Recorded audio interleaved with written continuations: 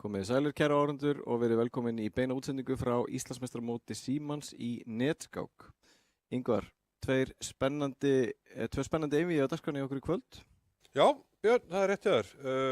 Við ætlum að sjá einvígi annars vegar Björns Þorfinnssonar gegn Olgu Prúdnikovu og hins vegar Hannes Lífa Stefánsson gegn Guðmundi Gíslasyni. Já, við fengum frábær einvígi í síðustu útsendingu fyrir 2 vikur síðan. Byrjaði mjög skemmtilega. Já. Fengum Braga gegn Degi, þar sem að Bragi náði að okkur fannst svolítið óvæntan stórsigur, öruggan sigur. Við áttum von á jöfninni við, en það var mjög skemmtilegt einvígi, mikið sviftingar og teldu aldrei sem með byrjunina í 8 skákum til dæmis og mjög skemmtilegt einvígi. Og svo voru það svona, fulltrúar eldri kynslóðarinnar, Helgi og Þröstur. Já. Þeir mættust. Og þar fór Helgi áfram, sýndi góða takta. Bragi og Helgi þá báður komnir áfram og í kvöld við byrjum að einvígi Björns og Olgu. Hvað getum við sagt um þessa 2 keppendur? Þetta held ég að vera skemmtilegt einvígi. Já. Þetta eru 2 svona mjög sóttæri skákmenn. Björn náttúrulega þetta fyrir svona alls konar fléttur og furðufórnir sem að þegar það gangu upp að það er virkilega gaman að sjá hann tefla. Og Olga hefur náttúrulega mjög hvassan stíl líka. Hefur verið að beita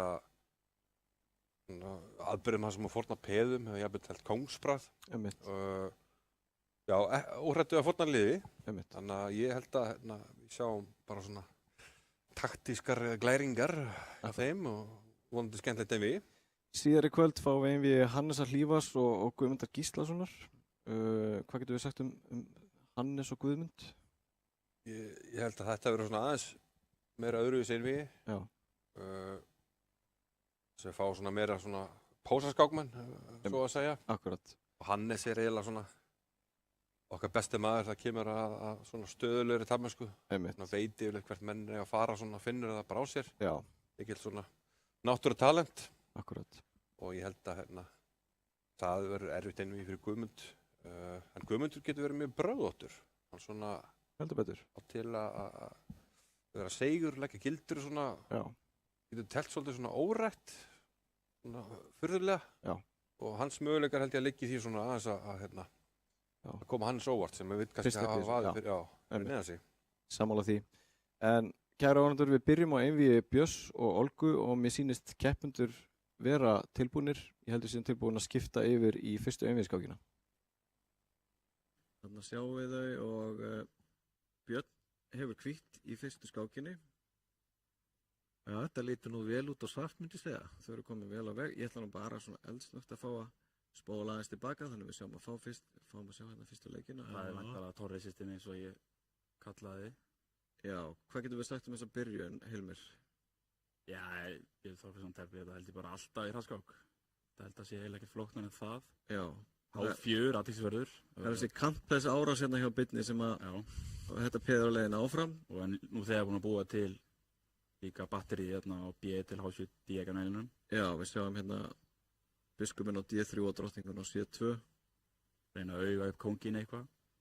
En ég ætla líka að punta niður með að tefla á netinu er náttúrulega smá öðruvísi. Þú ert bara einn fyrir framan skjáinn oft og ég sá stemminguna á Birni, hann var að stilla á einhverja rólega tónlist eða og allt það, þannig að þetta er svona smá öðruvísi heldur en að tefla á borðinu. Já, eins og man hefði haldið og fyrirfram að, kannski. Já. Þannig að þú átt við að menn þurfa að setja sig í svona sérstakann gír þegar að tefla á netinu öðruvísi heldur en Já, þetta er svona, maður þarf að finna sér ryðma, sko. Já. Einmitt. Já, það er aðeins mikið. Hvernig er staðan á tímanum? Sérðu það? Við sjáum að Björn á eftir tæpa mínútu og Olga bara sama. Þau eru rétt undir mínútu. Já. Við sjáum tíman hérna efst á neðsta skjánum hjá okkur. Hróki 1, mega mest sens hér. Já. Koma þessum kalli eitthvað út í spilið. Hann er alltaf bara, hann leikur hrókur 1, mitt aftar líka í hug, en ég hugsaði bara, ok. Já, mér fannst eiginlega betra að hafa hrókin á D-inu út af því að EP var hvað sem er að fara að blokka L-ina, sko. Allavega mínum að til. Já, það er kannski ekki sniðugt að hafa leikið E5 en allt í lagi. Já, ég var meira að hugsa E6 að hafa peð og E6 traustara. Já, líka svona á móti ljósrituðum biskupi, þá væri svona betra að hafa keðina á hvítureitunum. Á Björn? Já, hún er svo sókndjörf. Á 5 eða hvað? Þetta er ekki góð leikur F5, sko. Eru möguleikar í stöðunni fyrir Björn að nýta sér að drottningin og kóngurinn á svörtum standa á sömu skálínunni? Jú. Núna kemur H5 náttúrulega. Já, af því að þú fær líka biskupin og C4 með tempói, sko, þetta er... Já. Þetta er, og G4, nei. Það kemur kannski Jú, G4. Jú, ég held að... Og ef þú leikur E4, þá getur þú drepið þetta með hrók. Það sér það væntanlega. Já, hann drefur með hrók, já. Já, drefur með hrók og þetta hlýtur að vera tjaldið.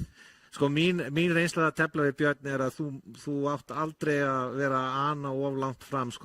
Þú veist að hann kemur alltaf á mann og það er yfirleitt langt best, sko, bara bíða eftir því að hann leiki af sér. Í staðan fyrir að vera að taka mikla sjansa sjálfur. Já, nákvæmlega. En það er ekki alveg í DNA-inu hjá henni Olgu, sko, en hrókudrepur E4, já, ok. En þeir faktorar gera þetta náttúrulega líka mjög athyglisvert og það báðir leikmenn eru mjög sóknardelfir. Já, þeir skamma að sækja, já.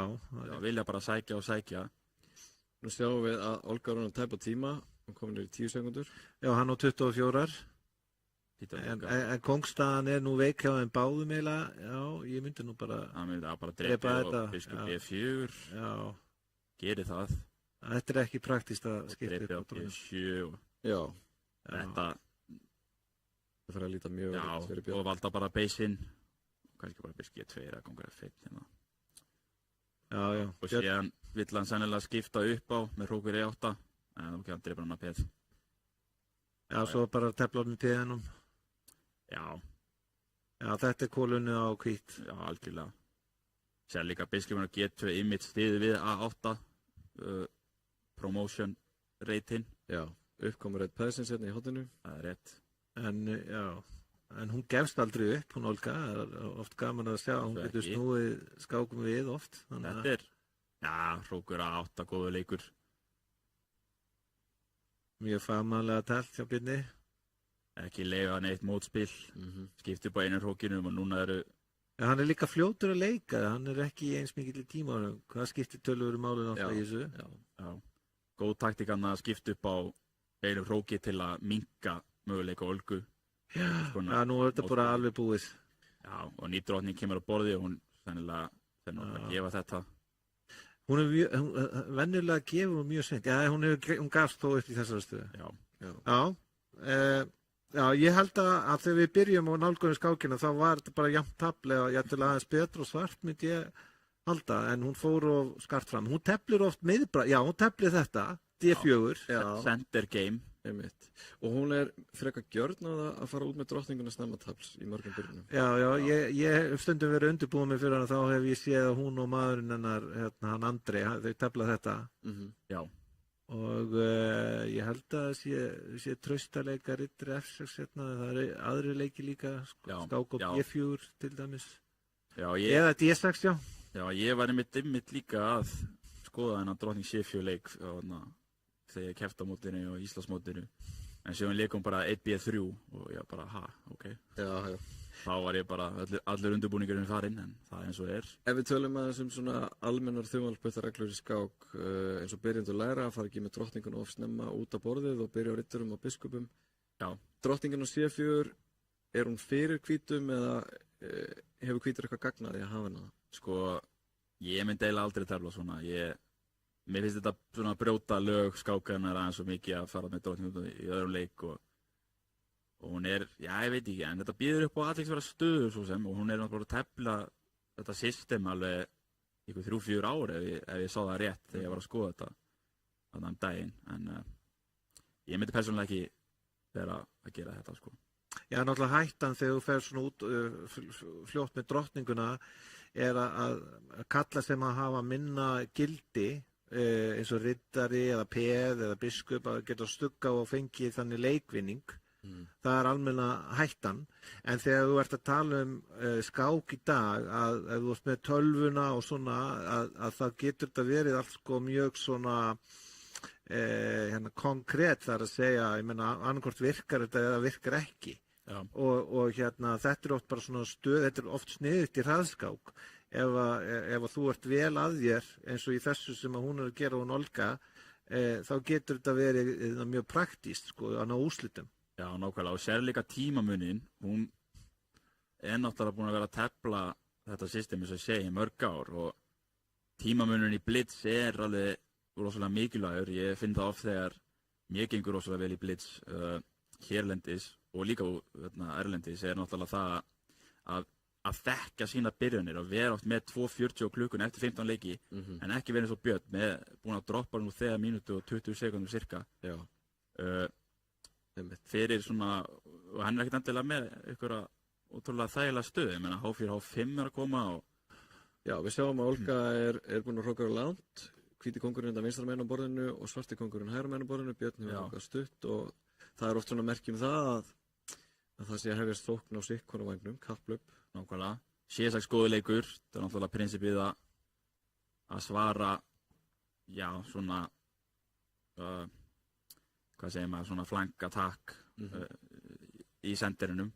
Einmitt. Já, þess að þú mætir aðgerðum á vagnum með aðgerðum á miðju borðinu. Já. Til þess að það svona prinsipi, svona sömuleyti svona kannski eins og í fótbolta eða ýmsum boltaíþróttum. Nákvæmlega. Það til þess að koma með gagnárás á miðjuna. Já, við sjáum biskup G5, biskup E7, mjög lógískt að brjóta þetta pinn, brjóta þessi leppun. Það spurning hvort hún sé að fara að drepa og reyna svo að drepa og sésist og hyrða peð. Það er náttúrulega vandamáli á hvítum ekki hrókur eitthvað?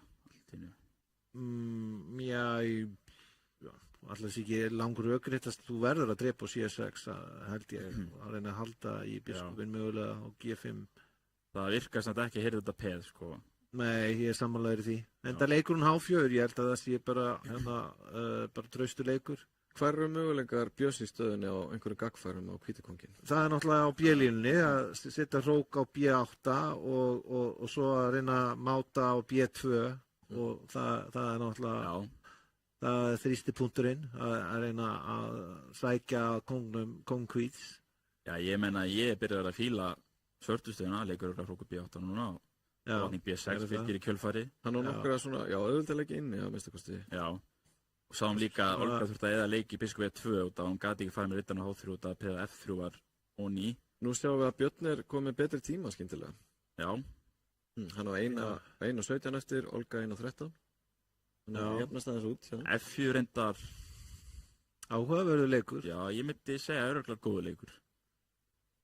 Allavega svona í anda stöðunar, klálega. Já. Eins og við segjum, þetta það sem við köllum svona hraði skiptir máli algjörlega. En munurinn náttúrulega varðandi í sérstaklega svona hraðskák að svartur, hann með mjög einfalt skotmark sem B-línun og B2 og kóngunum þar. Hvítur ekki ennþá búin að opna neina línun að svarta kóngnum. Já. Og það náttúrulega svolítið mikill munur þegar kóngarnir eru búin að hróka sitt hvoru megin. Og þannig að praktískt séð myndi ég halda að þetta væri nú þægilegra að tefla á svart í hraðskák. Algjörða samlega því. Sjáum við Olga leik síðast C4 og valda B2 sitt með drottningu. Hvert er þessi rittari? Sko... Ég velti fyrir mér að fyrsta drepa á G5, en allt í lagi... Heldur að rittari E3 og D5 ætti... Já, af hverju ekki D5 hér? Ok, hann drepur svona... og leikur síðan örgulega D5. Nei, leikur bara rittari C5. Já. Og leikur líka, rittari E4 rittari E4 að koma.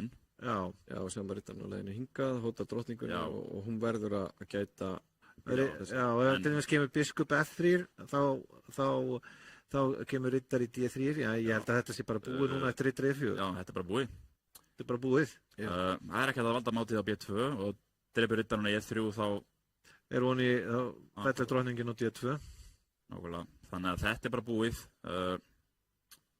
Sennilega bara uppgefið hér og næsta skák fyrir að byrja til. Já, ég held líka Olga sé að mörguleiti andstæðingur sem að henta Byrni af því að hann er það brögðóttur og svona. Það þarf svona smá aga þegar maður er að tefla við Björn og vegna þess að ef maður er nógu þolinmóður og agaður þá þá kemur einhver della frá honum, sko. Já, nákvæmlega. En ef maður að vaða áfram, þá hann ótrúlega hugmyndaríkur og snjall að koma með taktíska gagnleiki og svona, og skákstíll Olgu held ég passi vel fyrir það sem að Björn að gera, sko. Við förum aftur á skákinu, og okkur drap hann ekki drottninguna? Skákin ekki búinn, eða? Bakkaði 2. Býtum við, hvað gerist? Hann drap ekki á C2. Hæ? Drottning C2 algjörlega ón í döðanum, hann drap hann ekki. Sjáum að svolítið getur... Hvað gerðist? Hvað, drap hann ekki? Við erum nú samt snöggir að sjá, það allt í hálótt. Byrju, drap hann ekki drottninguna? Ég svo aldeilis þess að. Hann nú ennþá með unnið, en þetta var nú algjör óþarfi. Já. H6 að koma og H6, hún að reyna að pota eitthvað í hann, E2. Já, skiptir upp á drottningum. Já, þetta var frekar óvænt að Björn skildi missa. Og hróku G1, E2 lítur að vera unnið hér. Íta peðinu, segja bara... En það kemur rittar F6 skák og hrókur og fellur. Já, nákvæmlega, já. Það smá óþægindi í þessu. Það kannski hrókur, ef þú getur líkið hrókur í E6. Já. Hrókur í E6 góður leikur. Já, núna er þetta búið, E2 lítur að búið, það er ekkert mát. Hrókurum alltaf báða reytina frá rittarunum. Og ef hann þarf að leika þarna, þá er þetta alltaf búið. En sjáum að það var ekkert... Af hverju draf hann ekki drottninguna? Það bara stundum getur maður verið bara blackout. Það gerist oft í netskák. Það gerist oftar að maður bara verður bara blokkeraður. Ég held við þurfum að fá Björn eftir til þess að útskýra þetta fyrir okkur. Já. Þriðaskákin bara hafin. Já, ok, hann byrjuð og hann kallar þetta píramítan, hann að kerfið sitt, hann Björn. Já, það stóð nú lengi til hjá hann að gefa út einhvers konar kennsluefni í þessu, en þetta byggir sem sagt á því að hvítu peðanum stilt upp í svona hálfgerðan þríhyrning eða píramíta eins og hann kallar þetta. Já, sjáum að Olga strax að leika drottning B6 þegar kom í vef fyrir biskup G5, en... Já, haldið að Olga hefur verið undirbúin fyrir þetta byrjunarkerfi hjá... Já, örugglega. Ég meina, ef þú skoðar prófíl hjá Birni, þá náttúrulega teflir hann ekkert annað. Ég mætti þóra nokkur sinnum í blitz á eitthvað svona aðgöngu sem hann kannski vissi ekki að þetta væri ég, en hann teflir þetta bara eingöngu. Það er alveg ótrúlegt. Alveg spurning. Já, þetta er bara mjög vanleg stað á kvikmyndi halda strax. Já. Eða betra allavega. Svartur er búin að eyða smá tíma í drottninguna, hún fór fyrst á B6 og aftur tilbaka. Drottningin á B3 stendur ekkert endilega svo vel eftir kannski D5. Nei, ok, þetta er kannski bara allt í lagi. Þetta þarf kannski eyða tíma í að horfa eftir. Hrókur C1 smá sérkennilegur. Já, ég sammálaður þar. Já. En ég meina þetta er svona rétt að byrja, hann hefur gaman að brugga eitthvað launráð, hann Björn. Já, nákvæmlega. Rittari C4. Nú kemur rittarinn hoppandi. D6, já. Nú kannski væri lógist að leika hrókur D1, ég veit ekki. Já, þannig að við leika A4 hér. Já, það kemur til greina. Stoppa einhvers konar B5 í framtíðinni, en annars biskup E2 líka lógiskur. Já, hrókur D1 kom, eins og mjög grunaði. Ég þekki minn mann. Já. Alltaf í drikkunum. Já, hann vil drepa á C5 og opna dílina, sjáum við. Já, stillir hróknum upp á sömu línu. Rittari E4, þetta lukkar ekki rétt, sko. Ég veit ekki, ég held ég sé ekki alveg sammálaður þar. Nei, ég reyndi að mista því að það verið að hóta að drepa G3, byrstaðsvegna því. En þetta er nú alltaf að þróast í rétta átt fyrir svartan sínist mér. Já, og síðan bara D5. Það er að því. Það væri líka áhugaverð hugmynd að færa biskupinn á Esju til H4 og veikja hvítu stöðuna en frekar. Já, góða punktur. Það væri áhugaverð hugmynd. Biskup H4 núna gæti verið athyglisverður. Já, nú leikur honum. Biskup G1 hlýtur að vera leikurinn, ég veit ekki, ég var leikur G1. Já, ég held að. G3.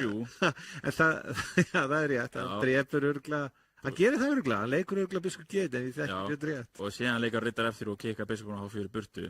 Það væri samt skemmtilega, biskup G1, drottning G5, það væri skemmtilega, rittar eftir, drottning drefur E3. Já, vá. Það væri skemmtilega. Já, ok.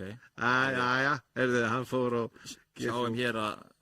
Þetta lítur ekki vel út á hvít. Sjáum svartur hótar að taka riddarinn á E5 og það lukkar nú bara skelvilega. Og hvítir hrókurinn stendur hann fyrir aftan. Ekki þar hann leika F4, það lítur bara að tapa strategíslega. Ekki, ég trú ekki á þetta fyrir hvít. Það hlýtur að vera... Þetta að minnsta kosti mjög óþægilegt. Já, þetta að minnsta kosti alveg... Já, ég myndi alveg líkuði með þessa stöðu sem unna... Já, sko, hann gæti leikið G4, já. Hann leikur G4. Já, en kemur ekki biskup H4 þá aftur, eða? Já, þá er spurningum riddari D3. Já, en þá er spurningin, af hverju myndir þið vilja leika ekki hafa P á G2 en G4, því að það geta leikið riddari D3 áðan og þannig með P á G2. Já, hann sá það ekki. Hann virtist það. Já. Mista þessu. Hann hefði átt að leika biskup G1 og playing from the baseline eins og menn hafa sagt. En nú sjáum við að Björn komin í mínútu, er ekki tíminn til þess að fara að gefa hans í og biskup G1. Þetta er rosalega staða á svart. Nei, á hvít, sko. Þetta er ræðilegt að drottning F6. Við nú vera mjög nærtækur. Drottning F6 og þú átt ekki einu sinni Já, þetta er ekki... Vá, riddari D3 og drottning F3 og það hengur á E3. Já, og hótar hróknum. Drottning F3. Drottning F3, það er spurning hvort hún sjái. Hún er mjög taktísk, hún Olga, þannig að það gæti verið, Lítur að sjá þetta. Hún hefur svolítið tíma núna, hún er með meirinn 2 mínútur, hann Björn er bara með 50 sekundur. Hrókur á 2, basically eini leikurinn, annars tapar bara hrókinum. Já. Og hún drepur E3. Já, hún drepur. Biskup E2, eini leikurinn, annars mátti einum. Hún þarf ekki að skáka strax, en spurningin er eitthvað betra. Hvað með herramenn riddari D2? Já. Drottningin á E3 er ekkert onni. Riddari D2 og síðan skáka á F3 næsta leik. Já, þú hótar þá. Og við vinnum bara húsið. Riddari D2 hótar hvítu drottningar og hótar... Riddari F3 skák sem myndi síðan drepa G1-um. Það er rétt. Sjáum það að við getum bara gengt drottningin á E3 í 3-4 leiki. Ok, lógíst, en riddari D2 hefði sennilega unnið á staðnum. Ég ætla hann ekki að benda það sástu á kannski biskup A6 inn í einhverjum stöðum. Já, nei, ég meina þetta er bara kólunnið. Þetta er kólunnið. Við sjáum líka tímamunin, þetta væri svekkjandi að Olga myndi ekki klóra aðeins í bakkan í þessari skák. Já. Það er algjörlega á hreinu. Sammála því. Sjáum að Björn veit ekkert hvað hann að gera. Getur Drottning G2, hann vill leika sennilega. Já, hvað er að segja? Þetta er nú ekki gott af því að þú núna hótar biskupnum. Já, þú drap, já. Það er ekki gott. Nei, hvað þarf hann að leika drottning G5 núna? Það er óheppilegt. En allt í lagi, þú ert ennþá með unni, held ég. Já, en klálega búin að missa töluvert niður. Já, aðeins að hörfa. Já.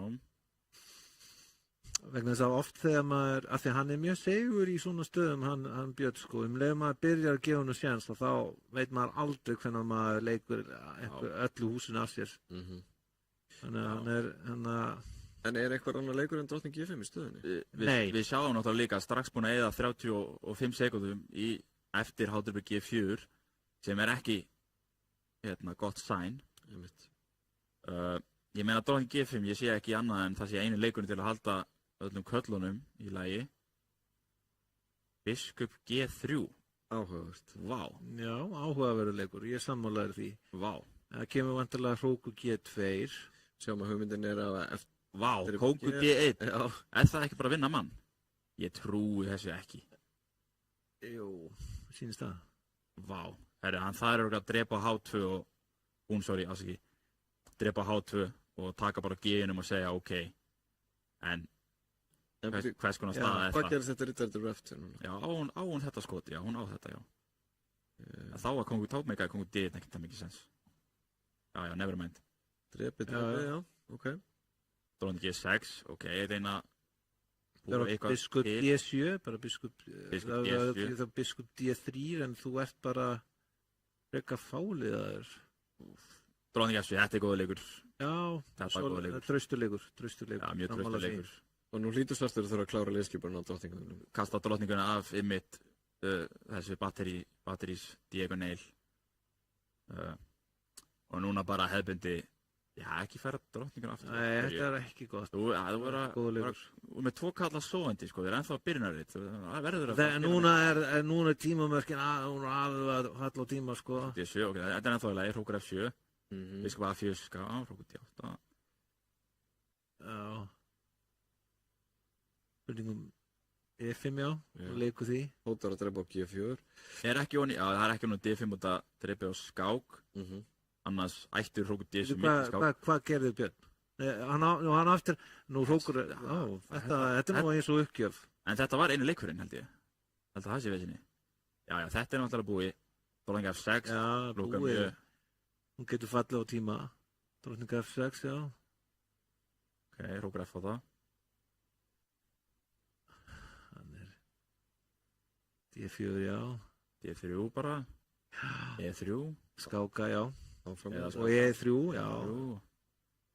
Og þetta, ok, þarna og skák. Og P bara fljúa. Já, þetta var flott að hún hafði að landa sigrinum, já. Glæsilega gest. Já, hann var bara onni og eftir þegar hann lék kongur D1, þannig að þetta var allt svona undir stjórn þannilega. Já, við varum náttúrulega spurningum að leika Hrókur G2 og þá hefði þetta kannski bara verið biskup H4 og Hrókur H2 jafntefli kannski. Þú finnst jafntefli. Hún fer aftur í miðbræðið. Hún fer aftur í miðbræðið. Já, hann leikur þá þessu, já, athyglisvert. En núna er ég með spurningu fyrir ykkur. Tefli Björn yfirleitt E4, E5 í gegnum tíðina? Já, bara frá því að maður barn held ég. Hann leikur yfir alltaf E5. Ég man ekki eftir að hafa síðan teflað aðra byrjun á æfinni, sko. Já, ok. Já, þannig að það svara spurningum minni hvort þetta væri einhvers konar undirbúningur að leika E4, E5 út á Olga. Leikur hann bara alltaf 2 D4 og fyrir í það sem við kallum center game. Ég má til með að skjóta inn í núna og minna á styrktaraðila þessar útsendingar. Það eru Collab, Ljósleiðarinn og Siemens sem að styrkja þessu útsendingu. Og það er Rafíþróttasamband Íslands sem stendur fyrir útsendingunni og mótinu Íslandsmótið í netskák. Biskup G4 síðustu leikur hjá Bitni. Olga er komið með tvípeð á stílunni, skiptir það máli strákar í svona stöðu? Hún er alltaf með biskuparið á móti, þannig að ég held að þetta sé nú allt í lagi á hvíti, ég minna. Sennilega biskup D3, myndum við að halda. Já, af því að biskuparið er það sterkt, af því að staðan er tiltölu opinn. Já. Það er margar möguleikar á mörgum opnum línum og þá er náttúrulega að njóta biskupina sín, þeir njóta sín í ef að staðan er opinn. Nákvæmlega. Klárlega vill leika C4 og biskup B2, kannski að þú setjur þá á borðið, Björn. Og pointið með þessu er náttúrulega að þegar er með biskupaparið þá er einn biskupinn sterkari og það er biskupinn sem er ekki með andstæðingi sinn. Og við sjáum ef hann myndi fara einmitt á hennar langa diagonal þarna þá væri hann þrjusu góður. Akkurat. Biskupinn er rosalega góður á svona löngum diagonals.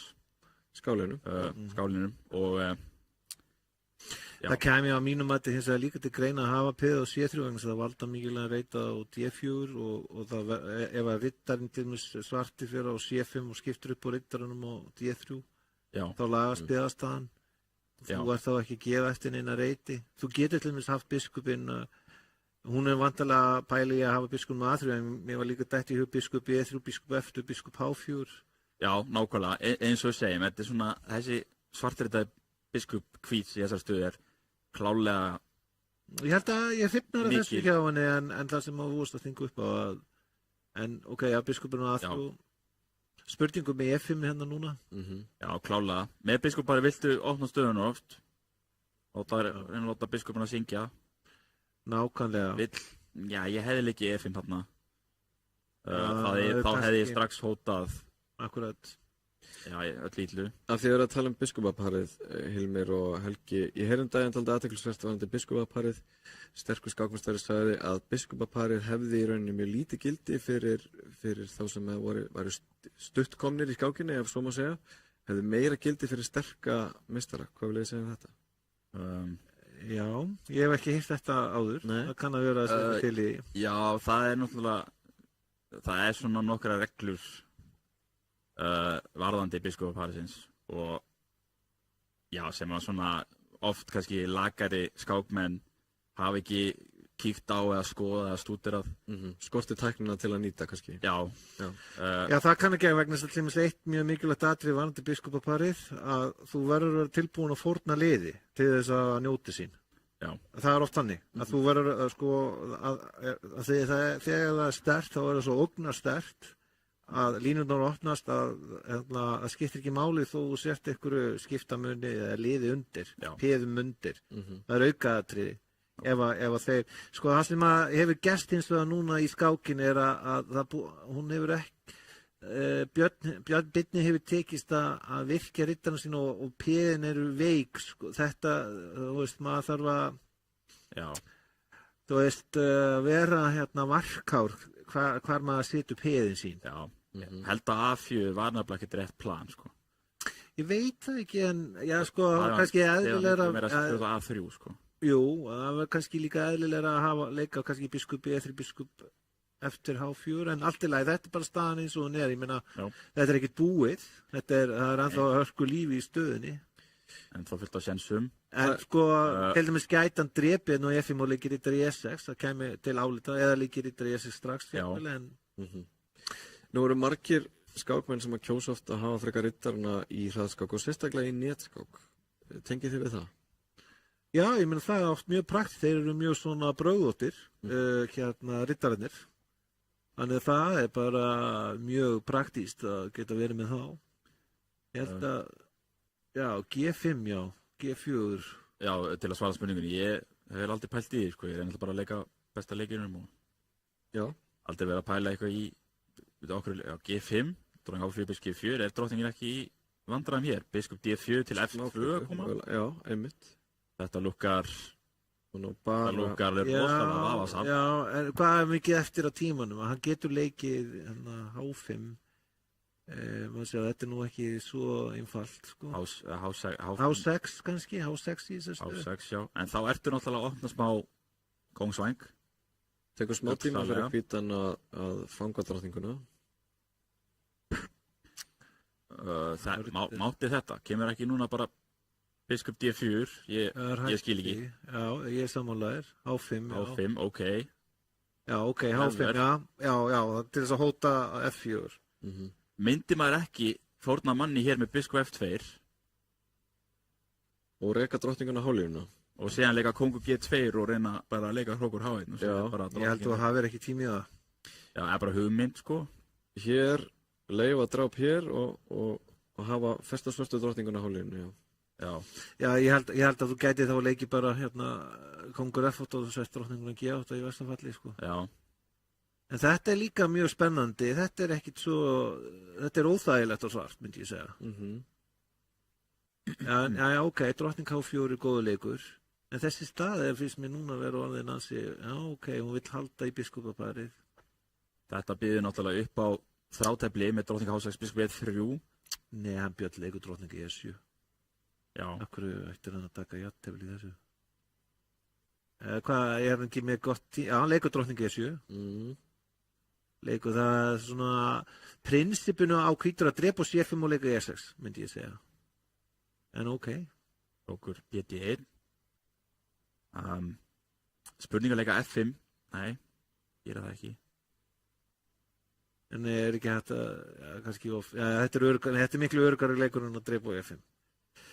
Það verðist nokkuð traust núna hjá Birni. Getur hann fara að íta A-peðinu sína einhverjum kemur?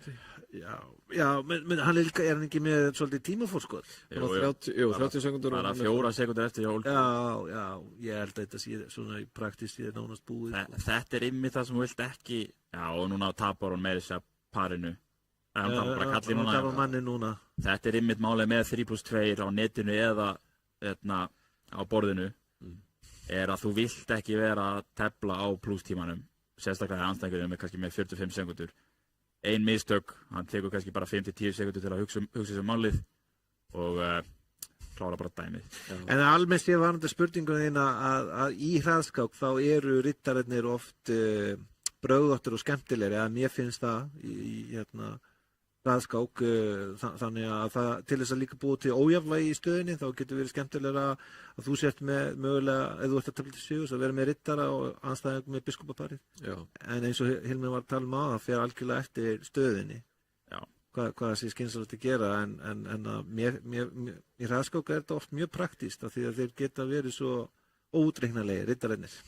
Nú sjáum við eitt sem er svolítið óvenjulegt frá Birni Þorfinsssyni. Hann leikur C4 í fyrsta leik. Við erum út í enska aðpriðið og byrjunina. Og Olga leikur snemma H5, þetta hefur verið séð áður og F6, þetta lúkkar frekar vafasamt en hún vill leika E5 og... Ég held að þetta sé bara betra svart. Já, þetta, já. Ég held það. Já. Ég held að þetta sé bara fín stað á svart. Já. Hann er að fá svartur að fá að setja mennina sína á allavega bestu reytinu og hafa sterkt miðborð. Já. Þóldi fyndi hvernig þetta gerist, en já, ég er alveg sammála eftir að hugsa það sem þetta. Getur til dæmis með þess að bara leiki E5 hér og haft kónginn á F7 í sömu tilvikum. Já, ég myndi gera það. Já, bara E5, biskup E6 og hrókur C8 að fá svona einhvers konar harmoníu í kallana. Ég hef samt ekki leiki kóngur F7 strax. Nei, vegna þess að hún stóð til búið að leika þá D4. Já. Þá held ég að staðan sé jafnvægin, sko... Já, þetta flóknara núna að halda jafnvæginu fyrir hvítan.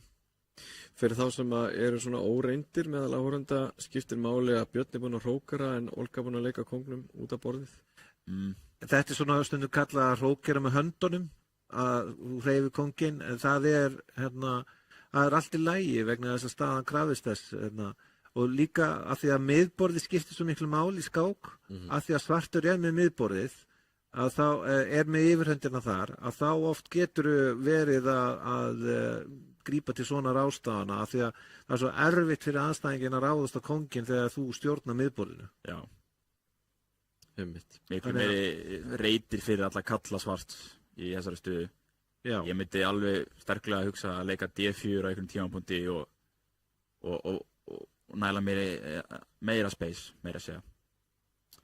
Sjáum líka að D4 og til dæmis G5 H4 gæti verið einhvers konar árásvarar hugmynd. Líka í stíl við hana og meiri þess að, já. Og þá væri svarti kóngurinn bara þokkalega öruggur hann bak við peðin. Já, og meiri þess að hann gæti meiri þess að færa á G6. Út af því að svartur með svo mikið spil.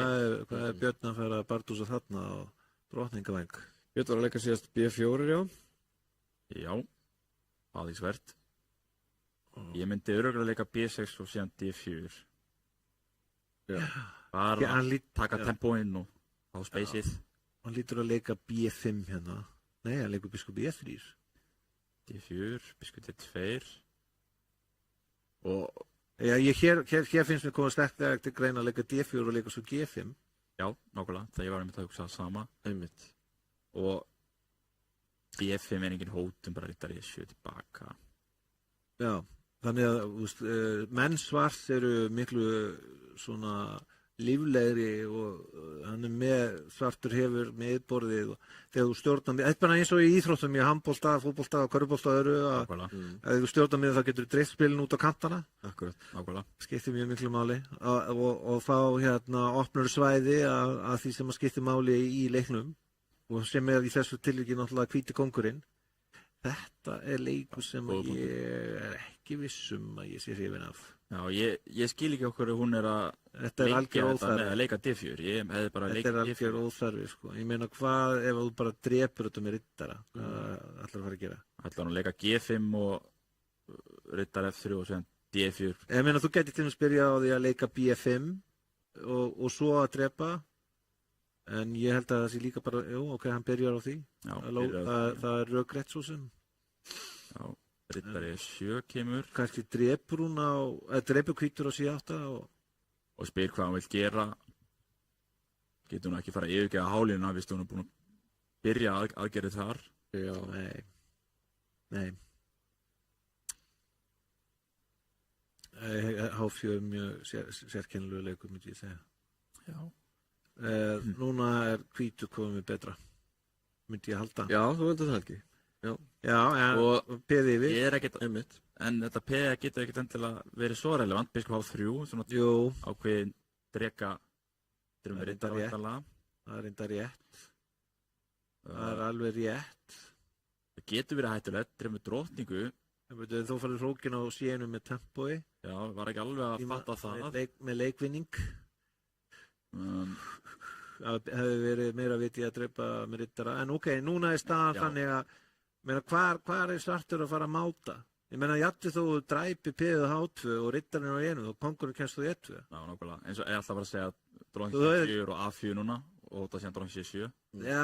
Dróðning C7 bara, já, að sjálfsögðu, það er ofan í á E7. Og núna sjáum við að...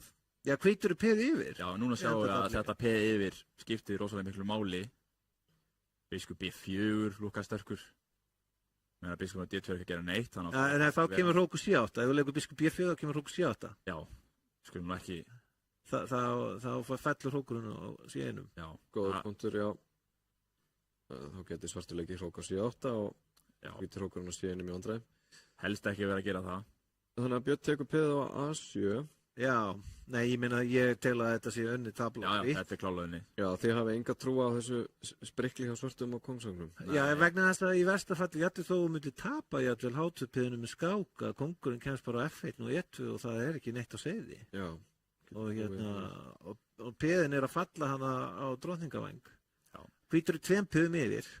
Bara A4, A5 næst og íta þessu B-piði sennilega. Einmitt. Peð er alltaf peð, sagði peðisinn. Já. Það er þekktur góðu frasi. En íslensku skáklífi. Er hún að ná einhvers konar... Hér í þessu tilviki getur leikið bara riddari E á mínum mati. Sko, það hengur náttúrulega líka á E7 og síðan hrókur C7, kannski. Já. Það herðu, dreipið bara, eða bara skera þetta og dreipa E7. Jú, þetta er betra. Búin að opna sjöttareiturreiluna, peð og F6 í farið, þannig að hrókur C6 hlýtur að vera... Einmitt. Já, hlýtur bara að leika því núna. Jafnvel núna. Og ég get ekki séð betur en að þetta væri skákinn. Drottning D1 skák er ekkert vandamál fyrir hvítan? Nei, bara kongur G2. Þarf að leika þessu til að valda F6. Já, betur, en hún er svartur með betri tíma, þannig að... Já, sem Olga 26 sekundur og Björn er komin í 14. Drottning E6, hann veit klálega bara að leika drottning F5 og róa tablið og vinna síðan bara með peðunum sínum. Skipta upp á drottningum og þvinga fram uppskipti. Drottning F5 klálega, dreipi og dreipur á B6. Já, og nú á B6, já. Já, og svara hrókur A8 með hrókur A6. Já. Já, það er A4, já. Eða hrókur C6? Já, en það breytir nú svo sem ykkur máli, en það 3, þetta hlýtur á máslip, eða hvað? Já, bara þess að útskýra fyrir áhörðundum, máslip bara að kalla þegar að menn missa músuna eða leika mönnum óvart á reyti sem er alltaf ekki að setja það á. Já. Og þetta er eitthvað sem gerist og hefur gerst í stóru mótum í netskák. Já, þetta var nú smekklegt. En ég er ekki viss um að þetta hafi verið músarslega. Ég held að þetta hafi mögulega verið hugmyndið hjá Birni að hafa biskupinn valdaðan á G4. Já. Ég veit ég að lúka bara svo lógiska byrja bara. Nei, ég held að þetta hafi bara verið útpælt hjá honum til þess að hafa base á G4. En þetta er ekki þá byrju, hvernig er staðan? Þá er staðan orðin 4-1, Björn er með gott fórskot og 5 skákum lokið. Þarna sjáum við þau Olga með hvítt í þessar skák og ég ætla að fara eldsnögt tilbaka og sjá byrjunarleikina. Hún fer í B3, Hilmir. Já. Þú hefur fengið þetta á þig á mótinu. Nákvæmlega. Og hann leikur C5 sem er ekkert svo vinsælt en ok, sjáum hvað gerist. Já, þetta fer... Já, ok, þetta fer frekar í leiðilega stuðu í sjálfur frá, en það er eins og það er. Þarna, sko, ef Olga hefði leikið eftir B3 C5, ef Olga hefði leikið E4, þá er Björn að tefla sigurleguvörn og ég er alveg sem hann hefur ekki hugmynd hvað hann á að gera það, sko. Nei, og einmitt B3 leikurinn í öðrum leik á móti sigurleguvörn er frekar tricky eins og er, þannig að, en þá er náttúrulega spurning hvort að Olga hefur ekkert að skoða það og ég held ekki. Við erum að tefla í 10 skákir í kvöld en það dugar að komast yfir 5 minninga til þess að tryggja sér sigur í einvíginu. Björn er komin upp í 4, hann vantar bara 1,5 í viðbót, þannig að nú þarf Olga virkilega að vanda sig. Þetta er eiginlega must win. Já, er ekki? Jú, ég myndi segja það. Ef hún tapar þessari skák þá þarf hún að vinna 4 röð bara til að jafna og sjálfstöðstum mun örugglega fara út úr gluggann ef þessi skák tapast, að mínum mati. Hvernig er staðan núna? Við sjáum að hvíturinn með stakt peð á miðborðinu. Helgi, skiptir þetta máli í stöðunni? Já, tvímælalaust, en það gæti verið að Björn hafi verið að leika af sér núna. Mér sýnist að hann hafi verið að bara leika af sér liði. Já, biskup A3. Þetta er bara... Vegna þess að ef það kemur hrókur í 8 þá kemur riddari D6. Það er álitamál hvort að þú leikir samt hrókur í 8 riddari D6 biskup F8. En þá dreifir á B7 það ekki? Jú, en þá... Virkar það? Drottning C7? Já, kemur drottning C7. Drepa F8. Ákveðna flækjur. Já, ákveðna flækjur. Já, það gæti verið að Björn hangi á hörriminni eins og sagt er. Getið þið útskipt fyrir Vegna þess að ef hann situr riddari fyrir þá er það drepið og svo biskup drefið B7. Drepið, riddari drepur og biskupin fellur á B7 eftir. Við sjáum hvíta biskupin á löngu skálinni. Ákveðlega. Ég var meira að segja bara að pæla eftir riddari CB4 að drepa á D5 meira að segja að vera líka örgulega kólurinni. En hitt væntanlega vinnur miklu betur. Já, ég myndi samt alltaf leika bara hrókur í átt og aðtuga hvað gerist, en hann ákvaði bara fórt að skipta mun. Ég held að hitt hafi verið praktískari tilraun, en allt er læg, svona lífið. Hann verður að drepa F8. Já. Og drepur á F8, hvítur á að drepa á F8 og drepa á C6 og leika rittanum síðan á E5. Já, klálega. Hún gerir það sennilega. Báðir riddarinni þurfa hennar E5 reit, þannig að hún segir bæði við einn af þeim til að koma hérna með E5. Já. Mjög lógískt. Ok, og svo riddarinn á E5. Þetta er oft þegar með 2 riddara sem að geta bara notið einn góðan reit, þá er oft... Sennilega gæti verið skynsamlega leika hrókur C1 hérna, þess að minka þess á, en já, ég er ekki viss þennan leik, biskup B4, er það leikur? Drottning H6 kannski. Ég er ekki viss drottning D2. Það eru náttúrulega viss færi sem að svartur hefur, sko. Þetta er ekki svo, af því hann er með biskupaparið og Per Kvíts er stakt, þannig að það eru Sjáum biskupin á B4 núna, svartur hótaði að drepa til dæmis. Já, riddari D3, góður leikur held ég. Ég held að það sé góður leikur.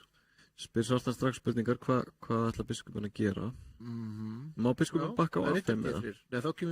Ef biskup A5, þá kemur B4, myndi ég segja. Og rífur þá línuna á milli biskupsins og hróksins. Og þú nota leppurinn aftur sem er biskupin á F3, ef það sé drepi á B4, þá er honi á B7. Já, við sjáum að þetta pinn er ennþá í gangi, þessi leppun. Þetta lítur bara ljómandi vel út. Ég held að þetta riddari D3 er mjög sterkur. Dreipur þarna, en þetta er ekki að tapa. En er að máta G2 ekki? Drottning dreipur D5.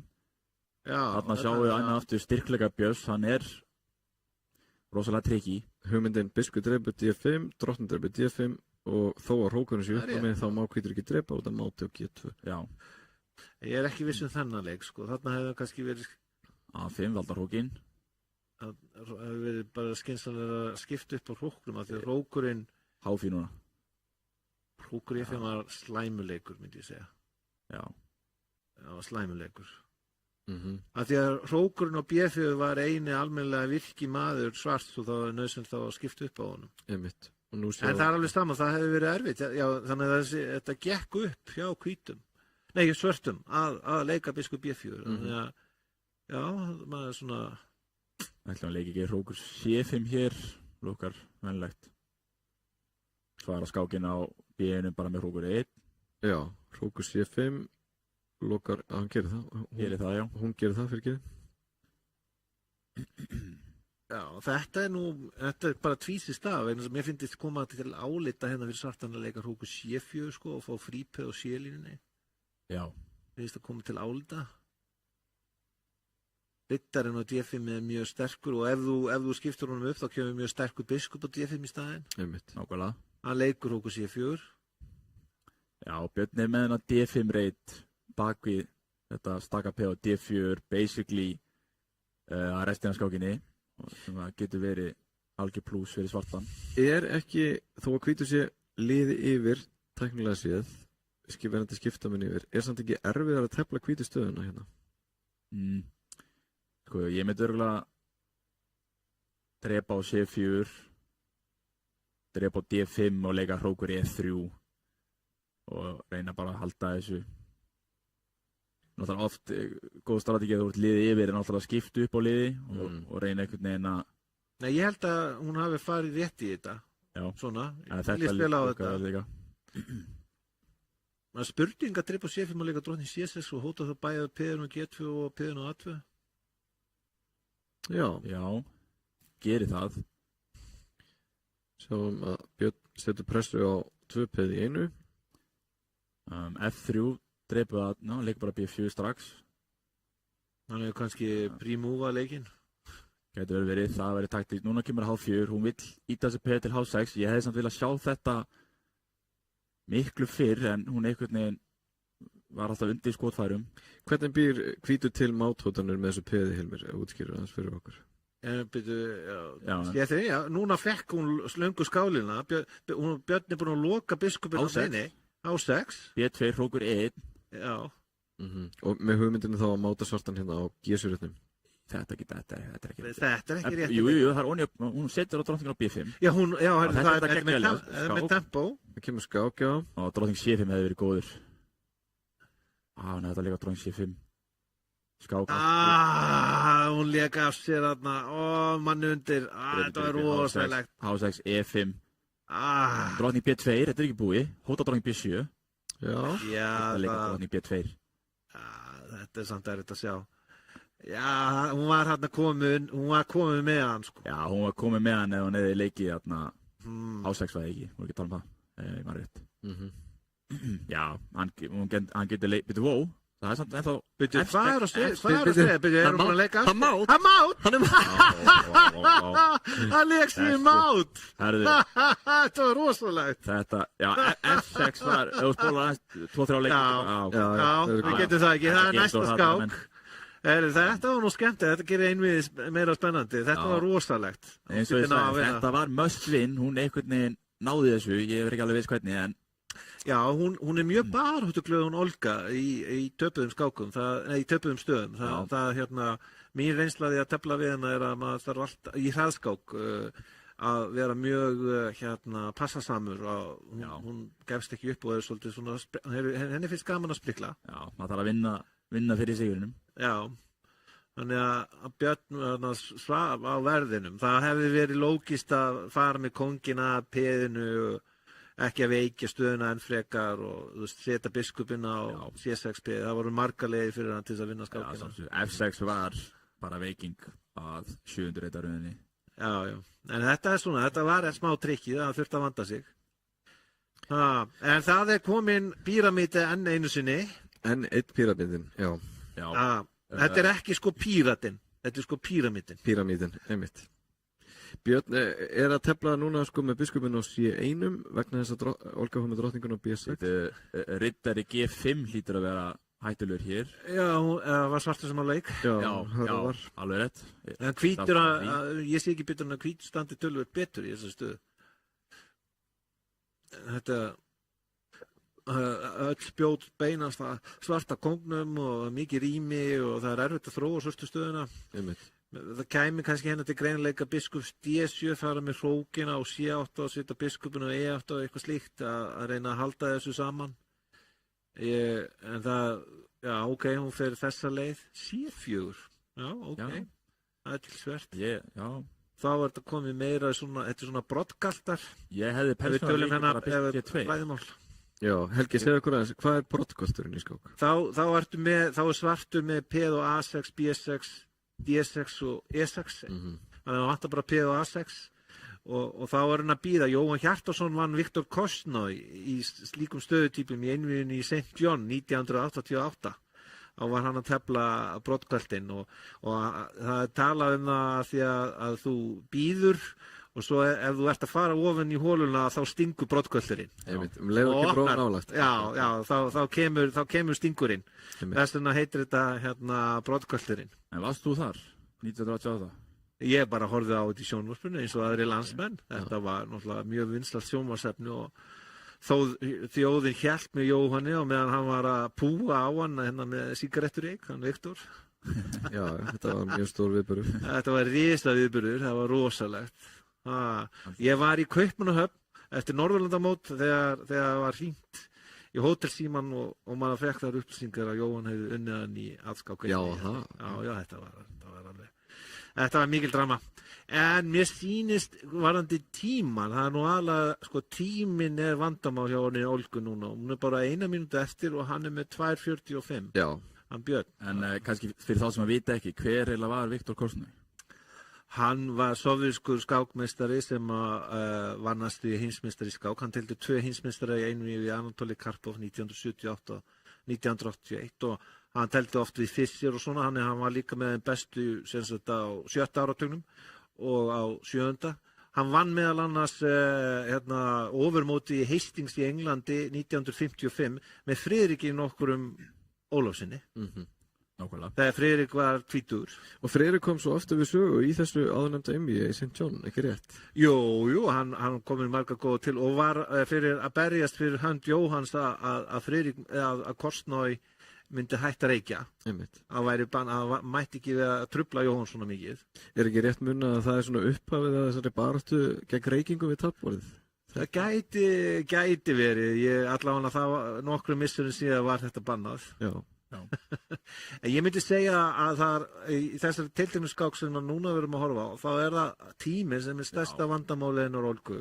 Þetta er einmitt það sem ég geri oftast, tefla bara það sem þú kannt og þetta er Björn búinn að gera sundur og saman hér í kvöld, leika bara píramídanum og er alltaf bara með feikna góðan tíma. Já.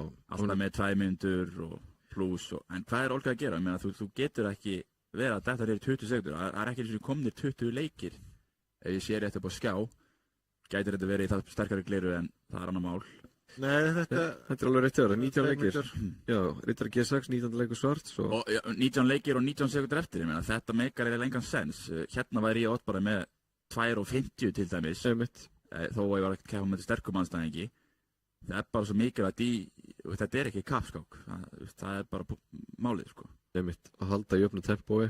Já, og núna þarf hann, núna á einhverjum tímapunkti með staðan algjörlega galopnast og þá ertu bara með einhverja 10 sekundur og ég spáði því að það með falla kall eftir svona 10 leiki. Já. 10-15 leiki.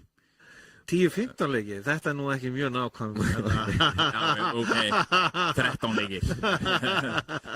Við erum farað þann veginn, sko. En það er samt, ég held að staðan sé það, þetta er náttúrulega aðeins betra og hvítt. Já. Staðan er í tiltöluðu jafnvægi. Og hún er nú aðeins að auka hraða núna. Þetta er ekkert annað í boði. Halda stöðunni bara, ekkert vera. Það er svona áldamál að drepa núna, ég ætla að stinga upp á að drepa fyrst. En byrju, hvað er að C5? Er C5 ekki bara gott frípeð á, já, C5 að sjálfsögðu. B5 ekki enga sess, þú lokaði þar á biskupin þarna, A-B, teki, ég meina þetta endar lukkar þægilegt. Þetta C5P eiginlega garantíjar, já, einhvers konar pluss á hvít myndi ég segja, en ekkert endilega ekkert vinningsplús, en við sjáum enn aftur tíminn. Já, tíminn er að fara. Þetta bara er ég ekki að skilja. Hilmir, þú varst að gagnrýna þessu ákvörðun að loka þennan biskupinn inn, ekki? Já, hann kemur tilbaka svo sem. Hann kemur tilbaka. En þá verður P og B5 veikt. Nákvæmlega. Og við sjáum líka einhvers konar combination með riddarahoppi og C6 gæti allt henni verið. En hún á bara 3 sekundur eftir eða 4. Já, ég meina. Það er rosalega töff. Og eiginlega bara getur ekki telt hraðskanginu svona. Krokodil, lógiskur. Hann er alls ekki hræddur við endatabli út af því sem ég sagði með þetta C5-peð. Valda frípeð bara hlýtur að vera rosalega sterk. Hún er allavega ekki ennþá búin að leika sem manni eins og þú spáðir, þannig að það eru nokkri leikir í það ennþá, þú sagði 13 leikir. Já, Helgi heldur mér fyrir því sem ég segi, fyrir þess vera. Veitur þið hvað er að spegja þarna? Vá. Nei, byrju, þetta er bara... Er ekki bara drepa F4? Þetta var bara djók. Eins og ég sagði, hann kom kallinn í döða. Það var rétt. Það var rétt allavega leiki, það er rétt. Hún er ekki, já. Hún er með 2 sekundur. Hún gafst upp. Nei, hún fjall bara. Hún fjall á tíma. Já, hún fjall. Já, þetta voru 12 leikir, skákinu lauk 12 leikjum eftir þú komst með hennar spátón. Já. Þetta þýðir að staðan núna er... Þú er spátónslega vaxinn. Já. Staðan er orðin 5-2, Birni vel og núna dugur honum bara einhverjum 1 jafntefli. Og það er Kongsbræðið. Það er Kongsbræðið. Og biskup C4 kannski. Björn þekki þetta nú ágætlega, held ég. Hann hefur telt oft gegn Kongsbræðið. En þriði leikur biskup C4 er sem sagt skarpari bróðurinn af 3 riddar F3. En ég veit ekki hvað að segja. Þetta hef ég oft fundist vera ágætlega óþægilegt í blitz. Fæði á mig kappskák, þá er ég bara fer ég bara fram í vasklas og byrja bara að brosa. En í blitz þá getur þetta verið smá beigla. að tefla fyrir svart. Hvítur sem sagt gefur peð strax í byrjuninni fyrir skjóta leiðskipan, sterkt miðborð og kóngsókn. En náttúrulega heilu peð yfir. Þetta er þekkt að bíða eftir drápuna F4 og leika þá G4 og skáka H4. Já. Ef þú kannski getur sett það með línunum góðu. Akkurat. Og síðan skákina H4, já. Ég held ég geti staðfest að Björn Þorfinnsson hefur telt ansi margar skákir, sko kappskákir með svörtu á móti biskup C4 í Kongsbræði, til dæmis á móti Sævari Bjarnasinni. Sævar Bjarnason heitinn teldi þetta stundum á mótunum. Já, ok. Teldi ekki líka Sigurbjörn Björnsson einhvern tímann í deildakeppninni? Alveg rétt. Ég held reyndar að hef ekki verið með biskup C4 en það var eitthvað útgáfa á Kongsbræði. En það er fyndið. Ég nú tefla fyrir F5 í ykkur 5-6 ár og ég held að ég er ekki með eina kappskák þar sem ég fengi á mig Kongsbræði. Já. Það er enginn vilja koma mér óvart með það eða aldrei lenda á henni sem var að tefla það. Þessi byrjun var nú vinsæl bara fyrir löngu síðan. Hvað er langt síðan eða menn voru að tefla Kongsbræði svona reglulega? Reglulega er ekki 20-30 ár helgi. Nei, þú veist þetta var náttúrulega á 19. öldinni, 1850 og svo framvegis. Svo fjall hún svona ónáð. Spassky vann fræga skák á móti Fischer í Santa Monica 1966 í Kongsbræði og þá skrifaði Bobby langa grein í Chess Life sem var þá stærsta ameríska skáktímaritið grein þar sem hann sagðist vera búinn að refutera eða að sýna fram á að Kongsbræði gengi ekki upp.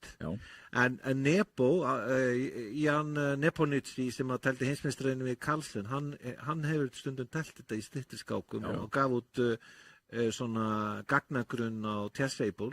En mér sýnist að staðan sé nokkuð spennandi, sko. Mér finnst eins og hún hafi telt þetta nokkuð skarplega. Ég þekki ekki alveg dítelana. Rittari C6 held ég að hafi verið góðu leikur. Já, þarna þekkjum við okkar konu, sko. Þarna erum við, drepi. En spurning hvort þú getur ekki, það var það sem hann gerði. Gefið tilbaka til mannin, að sjá, drepa F6. En hvað með að drepa, nei. Getur þú bara F6 og það pæli því? Já, gengur ekki, þú dreipir bara rókin eða F1. Þetta er bara þægilega, er ekki svartur peði yfir? Er ekki svartur peði yfir? Svartur peði, já. Og svartur þarf bara jafntefli til þess að vinna innvíð? Einmitt. Já. Og með því orðum kemur vandalega boð upp á uppskiptum. Eins og ég sagði áðan, þegar orðið liðið yfir þá er oft mjög gott að skipta upp á. Ég held að A6 var í góðu leikur hér mögulega. Bara líka taka reyti af riddaranum. En ok, ég held að þessi sé lógískur. Tengja hrókarna, Já, hann er fínt. Upp á hrókum. Það er rétt, þetta er fínt leikur. Ég get ekki séð en svartur stendur bara, objektísk til vinnings bara. Þetta er bara peð. Já, og litla bætur fyrir. Já, litla bætur fyrir og eins og menn vita á þessu leveli sem að þau eru bæði á, þá náttúrulega er eitt lítið peðið oft bara nóg til að sigla skákum heim. En þetta er náttúrulega hraðskák, getur allt gerst. Megum ekki gleyma því. Hún er aðeins með betri tíma en hann, en það er samt, þetta er skemmtilegu leikur. Rittari C5 í þessu. Já. Ég held að það er rétt fyrir ekki. Þetta er að leika A6 og minnka möguleika rittarans á A3 sem er komin á B5. Það maður lukkar kannski. Ég veit ekki, rittari C5, er eitthvað að frétta svo sem rittari C5 og svara síðan næst með A6. Álita mála leika þá B4 og reyna að koma hróknum á B4 og svara því með A6, það væri það ekki. Jú, en þá þarf að svara, þá þarf að leika, þá þarf að taka ákvörðun. Hann tekur þessa ákvörðun í staðinn. Núna getur þú drepið og C7 og ná peðinu tilbaka. Nákvæmlega, og það í hinu variantunum þá hefur grætt peðið tilbaka á C5. Eftir B4, B5 núna er þetta þetta er kannski til aðeins betra og hvít hann dreipur á C3 og skákar þá etu, það er hugmyndin hérna. Já, auðvitað þetta er bara átta. Já, af því að þú getur dreipið Já, dreipið á C3 Björn var búinn að sjá aðeins lengra hann var búinn að sjá lengra við það er rétt, þetta dreipið C3 þetta var mjög góða leikur hérna kemur sennilega hvítur með eitthvað svona hugmyndi, vill leika biskup G3 og svolítið óþægilegt hvað hvítur hrókarnir er að ráða núna yfir þérinni. Þetta kemur ekki skák og hann er á B7. Hvað? Hverju skák? What? Nei, það alltaf lagi, ef þú hóta piðinu. Nú, hann kannski mistaði að Róni á G4. Ég ekki alveg að fatta. Ég er bara, já, þú ert búin að svarta kongursins er búin að versta heil mikið. Róku D6 lúka vel. Það er bara slikt þá að það er leika Róku D7. Já, hvítur er bara komið með frumkvæðið. Róku D6, já, hún leikur. Ég fíla hvít hérna. Erum við að fara að sjá comeback, það getur allt gæst. Og svartur er líka með miklu verið tíma, hann er bara með 17 sekundur. Hvítur er með mínútur betri tíma. Já, skyndilega er Olga með tölvöld betri tíma, já. C4 til dæmis, bara H4, en það kemur náttúrulega, nei, ok. Valda beisinn, þekkt, leikur C4, má ekki missa að peða C3 for free. Róku C5, aðtíðsverðarleikur. Rókur ég, já. Já, en núna erum við að bakka með kallan okkar aðeins. En við viljum sennilega kongur F2 til E3, ég veit ekki alveg. Gæti þessi kongur vera leiðin hinga? Já, en þá kemur skáka F4 og ég er ekki alveg viss hvert það leiðir. Rekur hann tilbaka kannski? Drip á E5 lúkar rosalega og svona, en gæti actually virkað. Já, sennilega svartur núna komin yfir það vesta og með aðeins betra tafl. Já, ég langar að leika kongur F2 en ég er kannski smá hræddu við Rókur A5 þá. Við sjáum það að Rókurinn á C5 er rosalega góður, hann setur press á E5 og getur meiri sætt farið til A5. Já, hvítur leikur kongur F2, hún hefur heyrt í þér. Og við viljum sko oft hafa Rókana okkar að gera 2 hluti í einu, en að Rókurinn A5 til dæmis væri spila þá báða vængi. Já, hann ákveði bara að skipta þessu svona upp, já. Já. Hann þarf líka bara jafntefli, þannig að það er alveg lógist að einfalda taflið. Einfalda tafli, er náttúrulega með verið tíma, meikar þá meiri sens að einfalda taflið, þannig að það er ekki að taka svona stórar og hættulegar ákvarðanir kannski. Algjörlega. Rókur A6, Valdar A2P, enn og aftur, hafa Rókana í 2 störfum. Rókur F4 skák, væntanlega, það var að fara tilbaka. En Björn ætlar að bjóða upp á repetition. Já. Hvað er Róka að gera? Hættu? Jú. Hæ? Jafntefli. Það var nei, ég veit það, en hún var með lítið. Já, en þetta var svarturinn með aðeins betra þegar en þú tapar annarkvort skákinni eða tapar skákinni eða tapar einviðinu. Já, ég meina það, margir hefðu bara haldið áfram en hún var bara búin að segja þetta gekk ekki lengra. Björn Þorfinnsson sigurvegari þessa einvíðis biðum ykkur kjáranarður að hinkra örstundastund, ekki fara langt. Við komum aftur eftir stuttastund. Rafíþróttir í sjónvarpi Símans. This is what we've trained for, people. Fylgstu með öllum viðburðum í beinni útsendingu.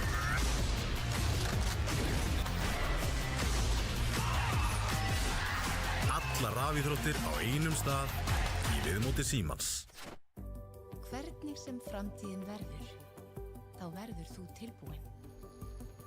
Ljósleiðarinn gerir allt mögulegt mögulegt. Sjónvarp Símans Premium býður upp á meira sjónvarpsefni en nokkru sinni fyrr. Dimma. Bodies found alone in the middle of nowhere. Probably suicide. Or murder. Í íslenskum sakamál kafað dýp. Missir. Útilega. Þessi útilega að ferða í hálfgetur hug. Sacrifices must be made. I'm Madeline Mann. Welcome to the White Lotus. I'll be calling the shots. Æska er tvæs. Gekka. Það er svo gaman að segja satt. Kapphlaupið enska úrvalsdeildarbikarinn er hafið. Enski bolti. Endalaus farsími, endalaust net og allt þetta sjónvarpsefni í einum þægilegum pakka. Vertu með sjónvarp Símans í haust. Horfðu núna.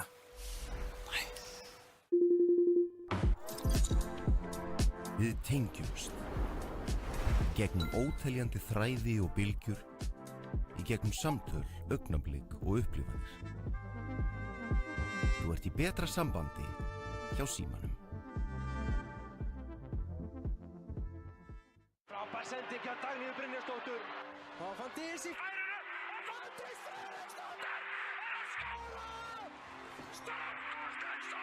Já, íslenska liðinu. Ísinn brotinn. Komið sælir aftur, kæra áhorfendur. Við vorum að fylgjast með einvígi Björns Þorfinnssonar og Olgu Brútninkófu. Björn, svona nokkuð öruggur sigurveri þessu Ingvar. Já, ekki, hann svona fór betur á stað, hyggst að einu sinni þegar hann leik sér mát, en var fljótur að ná vopnum áttur. Manni fann svona eins og sko, Björn hafi haft tölvöld betri stjórn á tímanótkunni heldur en Olga. Það var nokkuð sinnið það sem hann náði að setja hann tölvöld undir pressu með tíman og Björn eins og ofta áður meira vakandi kannski fyrir taktíkinni og möguleikunum sem lágu í loftinu. Já, maður þekkir að sjálfur hafa telt oft við hann að hann vill setja svona tímapress saman í hraðskákunum. Einmitt. Þannig að hann bara svona, þetta er bara hans vopn oft. Olga náði aðeins að klóra í bakkan með góðum sigrum en ekki nóg þegar upp á staðið náði Björn að sigla þessu öruggahöfn. En næsta dagskrá hjá okkur er annað spennandi einvígi. Það er Hannes Lífar Stefánsson, stórmeistari, Guðmundur Gíslason, fítimeistari. Hannes töluvert sterkar á pappírunum. Hvað þarf Guðmundur að gera í þessu einvígi til að segja möguleika móti Hannesi? Hann þarf að, eins og við nefndum í upphafi, hann þarf svolítið að ná að hrista upp í þessu. Þeir tefla báðir svona nokkuð traust og hann þarf að finna tækifæri svona til að hræra upp í þessu réttu tíma, reyna að fá Hannes til að nota eitthvað tíma svona aðeins svona trufla þetta robota-tamösku hjá Hannesi. Já, einmitt. Að koma stöðunum út úr svona hefðbundnu farvegi og setja Hannes úr jafnvægi. Heila þingan til að hætta að nota hendina. Einmitt. Þess að veit hvert menninni fara og þingan til að nota hausinn. Nákvæmlega. Ég held að það sé mjög góð greining á þessu einvígi sem er næsta dagskrá hjá okkur. Hannes Lífar Stefánsson, stórmeistari og Guðmundur Gíslason, fítimeistari. Bíðum spennt eftir því. Gjörðu svo vel. Við erum að hefja seinna einvígi kvöldsins, einvígi Hannesar Lífar Stefánssonar, stórmeistara og Guðmundar Gíslasonar, fítimeistara. Þá komið sýnist fyrsta skákin vera hafin og við erum með hana hérna á milli okkar. Bara svona eldsnögt í byrjun einvígisins. Björn var að spá hérna áðan. Við hverju búist þið í þessu einvígi? Já. Hilmir? Ég myndi sennilega veðja á Hannes. Hann er náttúrulega á blaði sterkari skákmaður og líka, ef það er rétt hjá mér, númer 3 í hraðskákinu á landinu. Og ég held að Gummi Gísla er ekkert búinn að vera endilega allt of aktífur svona nýlega. En hver veit, kannski hann kemur okkur á óvart í kvöld og gerir bara einmitt það sem ég sagði var ekki að segja. Guðmundur Gíslason, hann hérna kom svolítið óvart í undankeppninni fyrir þetta mót. Hann var eitt af þessum 3 sætum inn í 16 manna úrslitin og hann sló við nokkrum sterkum skákmönnum, meðal annars Arnar Gunnarssoni og Davíð Kjartanssoni og fleirum reyndar. Nákvæmlega. Ég var að segja svona, kom mér örlítið óvart. Hann hefur kannski ekki verið neitt sérstaklega virkur í hérna svona hraðskáksenunni, eða er þetta að segja það, þó hann sé náttúrulega mjög sterkur skákmaður. Nákvæmlega. En hann er samt góður, það má aldrei útiloka virkilega, já. Neitt, en meina, þetta er náttúrulega skák at the end of the day og það getur allt gerst í þessu spili, en við vitum það náttúrulega allir vel.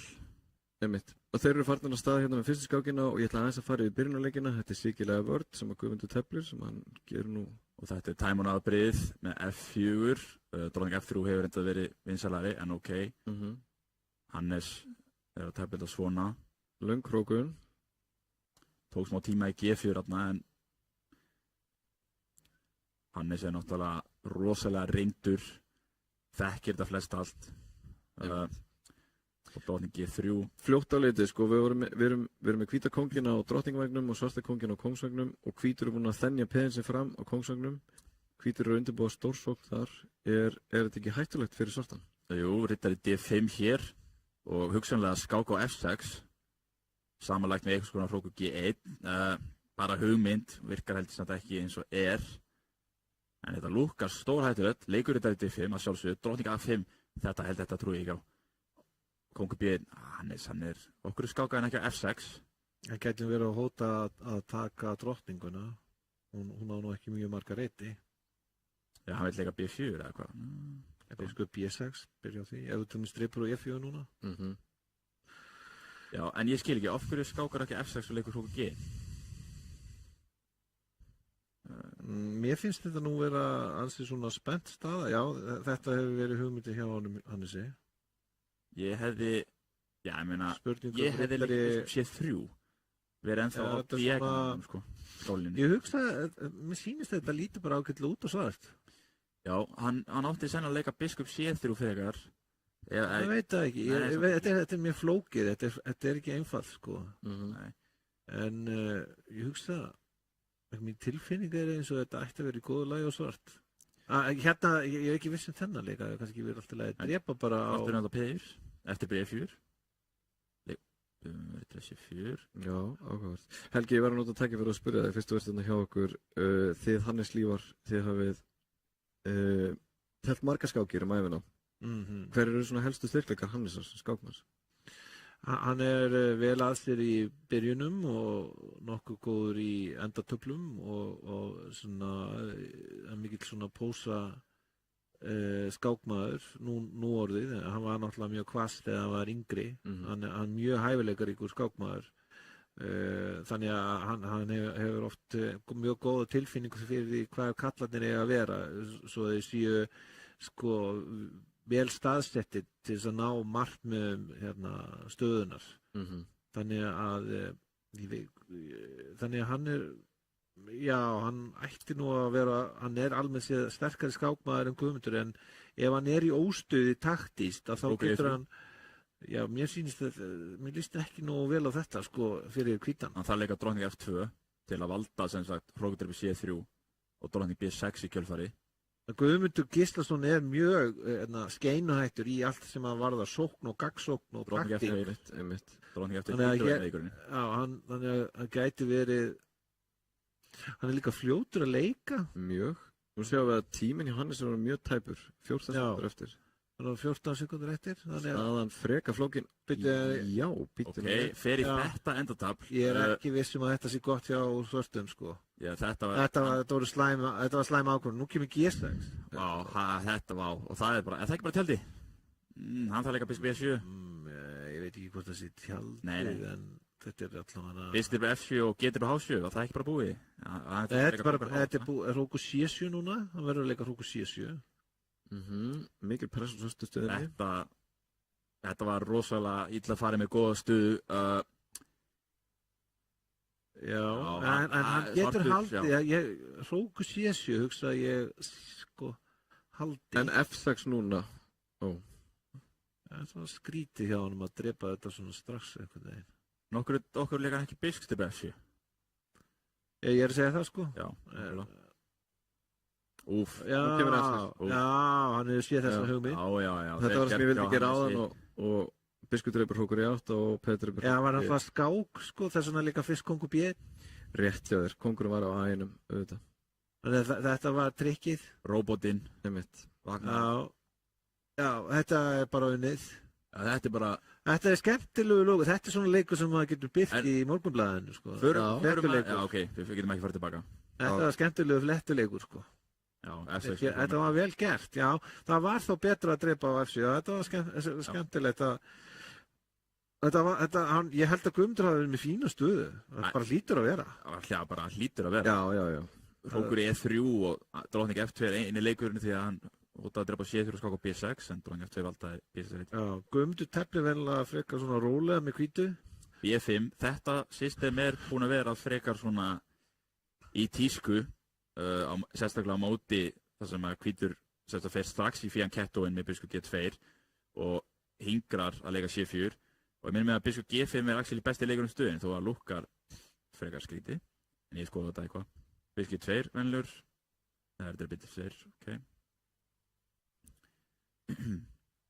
persónulega er líka biskup G2 og hafi rittan á B-unum meira flexible kannski var rittan að fara til C3 nefnilega í summa þessum stöðum en já, ég held að svartur sé búin að jafna tablið hér. Já, það er bara málið sko að E4, ok, athyglisvert. Þetta er örugglega staða sem hefur aldrei komið upp. Jú, ég meina, getur ekki svartur bara drippið á D4? Jú, hann bara gerir það. Ég bara hafði tilfinningu að þetta sé algjörlega ný staða. Það kemur ekki bara A6, ég meina, eða drottning B6. Biskup E3, biskup C5, riddari 2B3, drepur, ég er ekki hrifinn af þessu, leiksins C3, Biskup C5 þá kemur kannski riddari, nei það voni á E4, ok, hann teflir bara rólega. Já. Nei, ég meina svartur með betra tafl, myndum maður halda. Er það sann, betra? Kannski ekki betra, en þetta mjög þægilegt allavega. Já. Af því að svörtu reitirnir eru það sterkir. Já, en já, ég ekki alveg veist hvort ég sé algjörlega sammála. En hann náttúrulega með peðakeðuna á Kongsvæng á náttúrulega G3 F2 H2 en aftur komum við að umræðinu biskupaparið, já, H5, þetta var leikunum sem ég var að bíða eftir. Svara með H4 þarf að halda keðunni á svörtureitum vegna þess að svartur með svartreitana biskup og þar með setur peðina ofta á svartareiti til þess að einmitt hindra frá svona.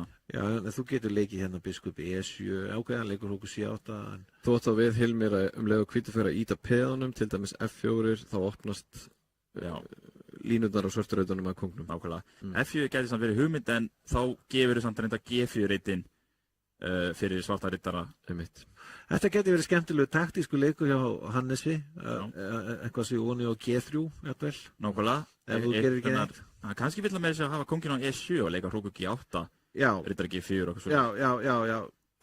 Já. Það er þetta sem er einn styrkleiki Hannes, að hann hefur mjög oft góða tilfinningu hvernig að þróa stöðuna, hvað er kallarnir að vera, svo þú sért að þróa stöðuna svona harmoníst og þú sért að svona, já, að sé rökrétt og allir kallarnir sé að vinna og að sé einhver markmið með hver þeir eru. Nákvæmlega. Það er nú kannski ástæðan fyrir að Hannes hefur fengið gælu nafnið Róbotinn. En það kallar hann sig The Robot. Það er svona skákstíllinn verður svona flæða bara sjálfur sér. Já, hann svona einhvern veginn við að líka. Ég er ekki alveg viss B4 hjá hann, en allt í lagi. En hann vill veikja D4 reitin, en áttu tölum svörtu reitina. Það er kannski B4 rökrætt vegna þess.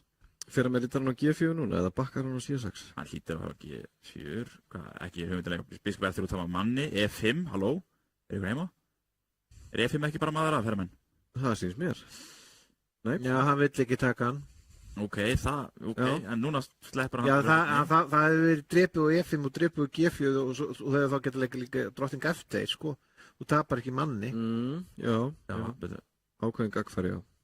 Já, það var hann í F7, já, ég skil. Já. Ekkert að flækja þetta. Myndi hann að segja. Já. Það er rétt. Spurning hvort að Gummi Gísla, mér leysandi eins og Gummi Gísla var ekki með þetta, en Helgi ásinn að við. Já, kongur í E7 kannski núna. Já, ok, það er hróku B8, ég held að það sé praktísku leikur, já.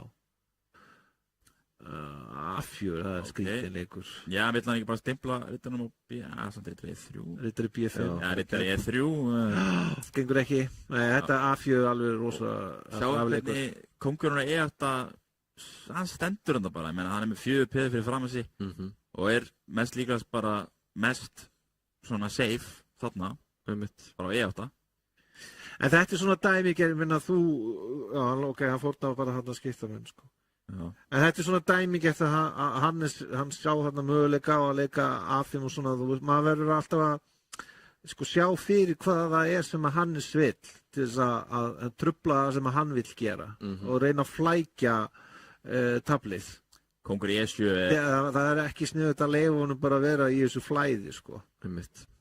Já. En núna kemur nú hérna þekkt trikk ef að hvítur drepur og svartur drepur með drottningu á B5. Já, nú þarf hann að passa sig. Hann leikur bara kongur í E7 held ég. Já, ég veit að hann hefur stundum haft tilnefning að falla í svona tveggjarleika trikk, en ekki þetta skiptið. Drottning 1-3. Já. Það var góð öflugur leikur. Hvert var rittarinn að fara? Já, til A1. Já, ég meina, hvað, what to do? Það er ekki einfalt. Drottning D1 hlýtur að vera. Já, kannski drottning D1. En þá getur þú kannski leikið biskup E1. Já, eða bara kongur í E7. Já, hann leikur þessu, hann Guðmundur. Hannes bakkar. En biskup E1 hefur verið með hvernig er tíminn? Já, hann er sem er hans gott tímafórskot. Já. Okkur, já. Bakkar bara profilaxis. Ég veit ekki alveg hvað tilgangur með þessu er. Nei. Skrítin leikur. Hann fyrir baka. Kongur í Esju, kannski leikur bara Kongur í Esju, eða leikur drottninguna í Ethru tilbaka og leikur svo Kongur í Esju. Já, Kongur í Esju var alltaf bara að koma einn daginn í þessari stöðu, gerist núna. Já. Fólk 8 okkur var flækita. Bara, líka onni á B5, náttúrulega. Já, nei, þetta lítur ekki vel út á hvítt. Já, dálítið fljótt að gerast einhvern veginn, strax 2-0 mest líklegast. Og Gummi Gísla líka með, eins og sjá, með verið tíma. Einhver færi hér, kannski á konginum, en ég hugsa F5 eða láta þetta standa. Hann lætur þetta standa. Etribur F6, hann segir bara, ég ekki hræddur við kongur F6. Þegar kongurinn meira að segja í skugga riddarans. Akkurat. Sem að hvítur á enga skákir til dæmis. Drepur á H5. Já, núna drep ég bara á leik drottning C5 og það skiptir upp á bara á drottning C5, hann sér þetta allan daginn. Já. Þvingar uppskipti hóta biskupnum á H5. Já, og þú getur ekki tengt með drottning E2 út af því að þá myndi hanga riddarinn á D4. Þannig að Róku B8 núna og þetta bara búið. Þetta faglega afgreiðsla hjá Hannesi. Já. Róku B8 er... kannski ekki endilega Róku B8 út af riddari E1. Já, þá bara kongur E7 og síðan drepa B2. Já, það alla leiðir líkir til Rómar. Já, eins og þið segja, það held ég. En þá samt spurningin, hann þarf að hann bara profilaxar þetta í gang og leikur kongur E7 strax. Riddari E5, ég myndi bara, ok. F6 er bara fínt. Það er eiginlega að kommenta á það, menn þetta vinst bara, eins og þið segja. Þetta vinst. Hann er svona nokkuð góður í þessu svona... Biskup D, Rókur A8. Tæknileg úrvinnsla. Já, ég menna samt að, ég hefði bara viljað gefa FP fyrir BP, ég menna, það hefði verið stórfengislegt uppskipti. Þetta er ekki sénsar í þessu, sko. Núna hóttur hann biskup drefur B2. Getur leikið biskup drefur B2. Gerir það. Hugmyndina þá riddari drefur á A3. Já, og ef biskup drefur A4, þá hefði nefnilega hrókur á A4 pinna riddarann á C4. Eða leppa hann eins og maður segir á góður íslensku. Akkurat. En já, þetta er búið, ný drottning kemur á borðið og ok, hann draf bara tilbaka. Það er ekkert sem stoppar þetta peð. Já, það er ekkert sem stoppar þetta peð. Þetta var örugustígur hjá Hannes. Já. Bara fín skák hjá honum. Já. Það er ótt að segja það. Fyrsta skákin var mjög spennandi. Guðmundur átti held ég hörku sénsa að í fyrsta skákinni? Algjörlega klála. Hann hefði getað held ég lagt hann að öllu. Saman að því, og nú skiptir Hannes yfir í D4 í fyrsta leik. Já. Og svona fjölhæfur í mörgum byrjunum. G6, E4, já. Giftist bara strax hér í E4 því að 1 G6 er ekki að tala um það besti leikur heims, en ég sit nú með expertin við hliðina á mér, þannig að ég ætla ekki að vera að brjóta þetta aðbyrði allt og mikið niður. En biskup D3 hér væri sennilega... Helgi, fyrst við erum með því að getur þú útskipt aðeins fyrir okkur, hver eru hugmyndar svart þegar hann setur biskupin á G7 svona stemma og gefur eftir miðborðið? Það er í raun og veru, þetta er oft kallað svona hypermodern hugmyndir sem að þú gefur eftir miðborðið en þú ert að ráðast á það eftir því sem að líður á skákina. Þá úr fjarlægð, fyrst með köllum og svo með peðum. Og þannig nærðu jafnvægi á miðborðinu eftir því sem að líður á skákina. Já. Og það er svona grunnhugmyndin. Nákvæmlega. Og biskupin á G7 getur ofta orðið mjög góður. Já, sérstaklega eftir einhvers konar C5 break sem maður myndi stukka við P á D4. Já. Riddari 2, C5 perhaps. Riddari E7, jú, vissulega. Rifjast upp fyrir mér þegar við erum að horfa á þetta skák Hannesar gegn þáverandi heimsmeistari skák Ruslan Ponomaryov, mannstu þetta þeirri skák, Helgi? Já, það var mjög flott skák. Ég er ekki viss að Ruslan hafi verið heimsmeistari, það var 2003, hann var þá heimsmeistari. Heimsmeistari Fíte, já. Það var svona svipuð uppstilling sem Hannes var með í þeirri skák. Hvað er til að rifja upp, hver var eftir munurinn á heimsmeistari Fíte og hvað, vennileg heimsmeistari? Já, Garri Kasparov klauf sig frá Fíte, hann var heimsmeistari 1993 og hann teldi einmi við Knights of Short og svo var þá heimsmeistari titill Fíte og það var Anatoli Karpov sem var fyrst heimsmeistari, svo var ýmsir aðrir, það var svona heimsbikamót og árið 2002 þá vann Ponomaryov Ivanchuk í heimsmeistarakeppni Fíte. Og Hannes teldi við Ponomaryov í Evrópukeppni Taffélaga og vann hann og vann hann í modern með svörtu þá? Með hvítu. Já, ok. Það er mitt að pæli, það væri steikt að sjá Hannes þegar maður mótberna móti sterkasta manni, eitt af sterkastu mönnum heims á þeim tíma. Það voru svona svipaði tilfæslur í Hannesi þegar skákrittarnir fór hérna yfir á G3. En við sjáum hér svörtureitinir. Ég væri mjög spenntur eftir riddari D7 að leika H4. Riddari G8, ég myndi samt leika H4. Hrókur að B, kannski kasta honum inn, hrókurinn góður þar, leikur H4 strax. Hver er hugmyndin með þessu leik, Hilmir? Já, hugmyndin er hreinlega það að við sjáum hér P og E5 sem að þýðir ofta að við erum með einmitt þetta space á kongsvæng sem að þýðir ofta að við erum kannski, já, svona brjótið aðeins meira upp og H4, H5, ef þú skiptir upp á öðru peði á svörtum, þá náttúrulega mýkist varnarleikur svarts og líka bara að reyna að fá þetta peði H6, reyna kannski að forsa fram H5 frá svörtum, þá var G5 ritturinn allir rosalega djúsi fyrir rittarann og svo framvist, það er náttúrulega billjón hugmyndir. Ég væri alveg frekar spenntur að leika drottning F4 hér, en Hannes er að reikna eitthvað, dreipur þetta kannski bara tvisvar og dreipur upp á góðum rittar á móti lélugum biskup á B7. Sjáum að biskupin er einmitt lélugur á B7 út af því að öll peðin hans Gumma eru á svörtum reitum og E6, vá, þetta er frábært. Og sjáum núna... Riddari G5 kemur núna. Já, riddari G5 er búið, en ég ætlaði meira sem að punta niður, hrókur E6 var líka unnið vegna þess að sjáum henn að reyta á E5. Já, hann drepur á E6 með svo. Já, hann er auðvitað matist að stöðu bara unna eftir... Riddari G5 hefur unnið skiptamun. Já, algjörlega. Og samt verið með alla stöðuyfirburðina. Ég hugsa hér... Þetta er ekki eins einfalt. Nei, en þetta er samt, þetta hlýtur að vera stöðulegt unnið. Við sjáum bara muninn.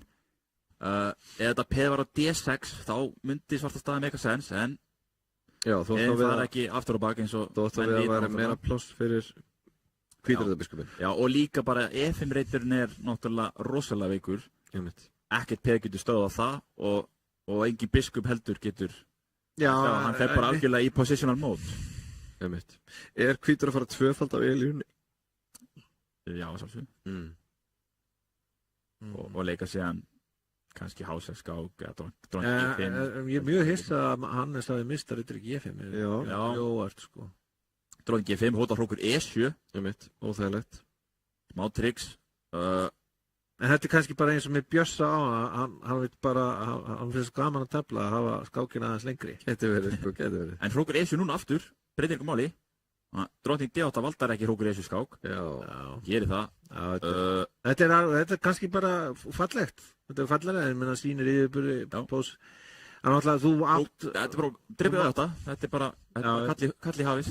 Já, en þú mátt aldrei leika... Svartur mátti aldrei leika D5 þegar struktúrin var eins og hann var. Þegar þú ert ekki með neitt. Ef þú ert að leika D5 þá verður að geta fyllt þig eftir með riddari E4. Já, sjáum hér skákinn bara búinn. Þetta er allt sundur. En sko almennt séð sögulega hefur Hannes Lífar haft ótrúlega góð tök á Guðmundi. Já. Bara, mjög góð tök á honum, nánast 100% skor. Já, og við kannski sjáum það hér í kvöld. Það er einhvern veginn þannig að stíll Guðmunda hentar Hannes í mjög vel, vegna þess að Hannes á mjög gott með að bíða og Guðmundur, hann er alltaf tilbúin að gera eitthvað í lókdags. Já, eins og hérna E4, vonandi leikar hann ekki riddari C3, það myndir nú... Þannig að hans skákstíll hentar Hannesi vel.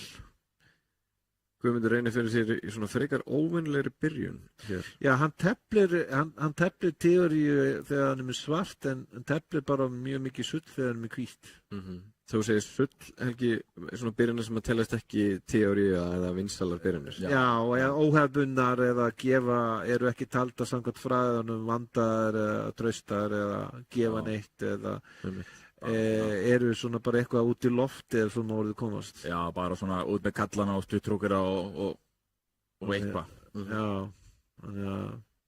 Maður gerði þetta kannski meira á yngri árunum þegar maður kunni ekki teóriuna, sko, En Hannes, það er yfirleitt langbest að reyna að tefla langa teóriur eða tefla teóriur og reyna að fá eitthvað kvast upp á mótunum. Já. Það er allavega svona Já, ég sammála því, Aðeins að hræra upp í þessu. Já, mér hefur gengið ágætlega vel á móti Hannesi í kappskák og hraðskák með Löngkrókun, já, með þessari aðferð segi ég, en Löngkrókun A5 strax, Hannes ákveðinn, algjörlega blitzar þessu leik út. Já, þú veist, þetta er ekki nýtt hjá Guðmundi að tefla eitthvað svona, en þetta er ekki, maður myndi ekki mæla með því fyrir byrjundur að tefla svona. Nei, byrjundur er bara að tefla London System eins og allir hinn. Það er alltaf mjög einfalt. Síðan byggjur píramídan og biskupinn alltaf á D3 og síðan færðu haturskomment frá vinnunum að þú er svo leiðilegur skákmaður. En það er eitthvað.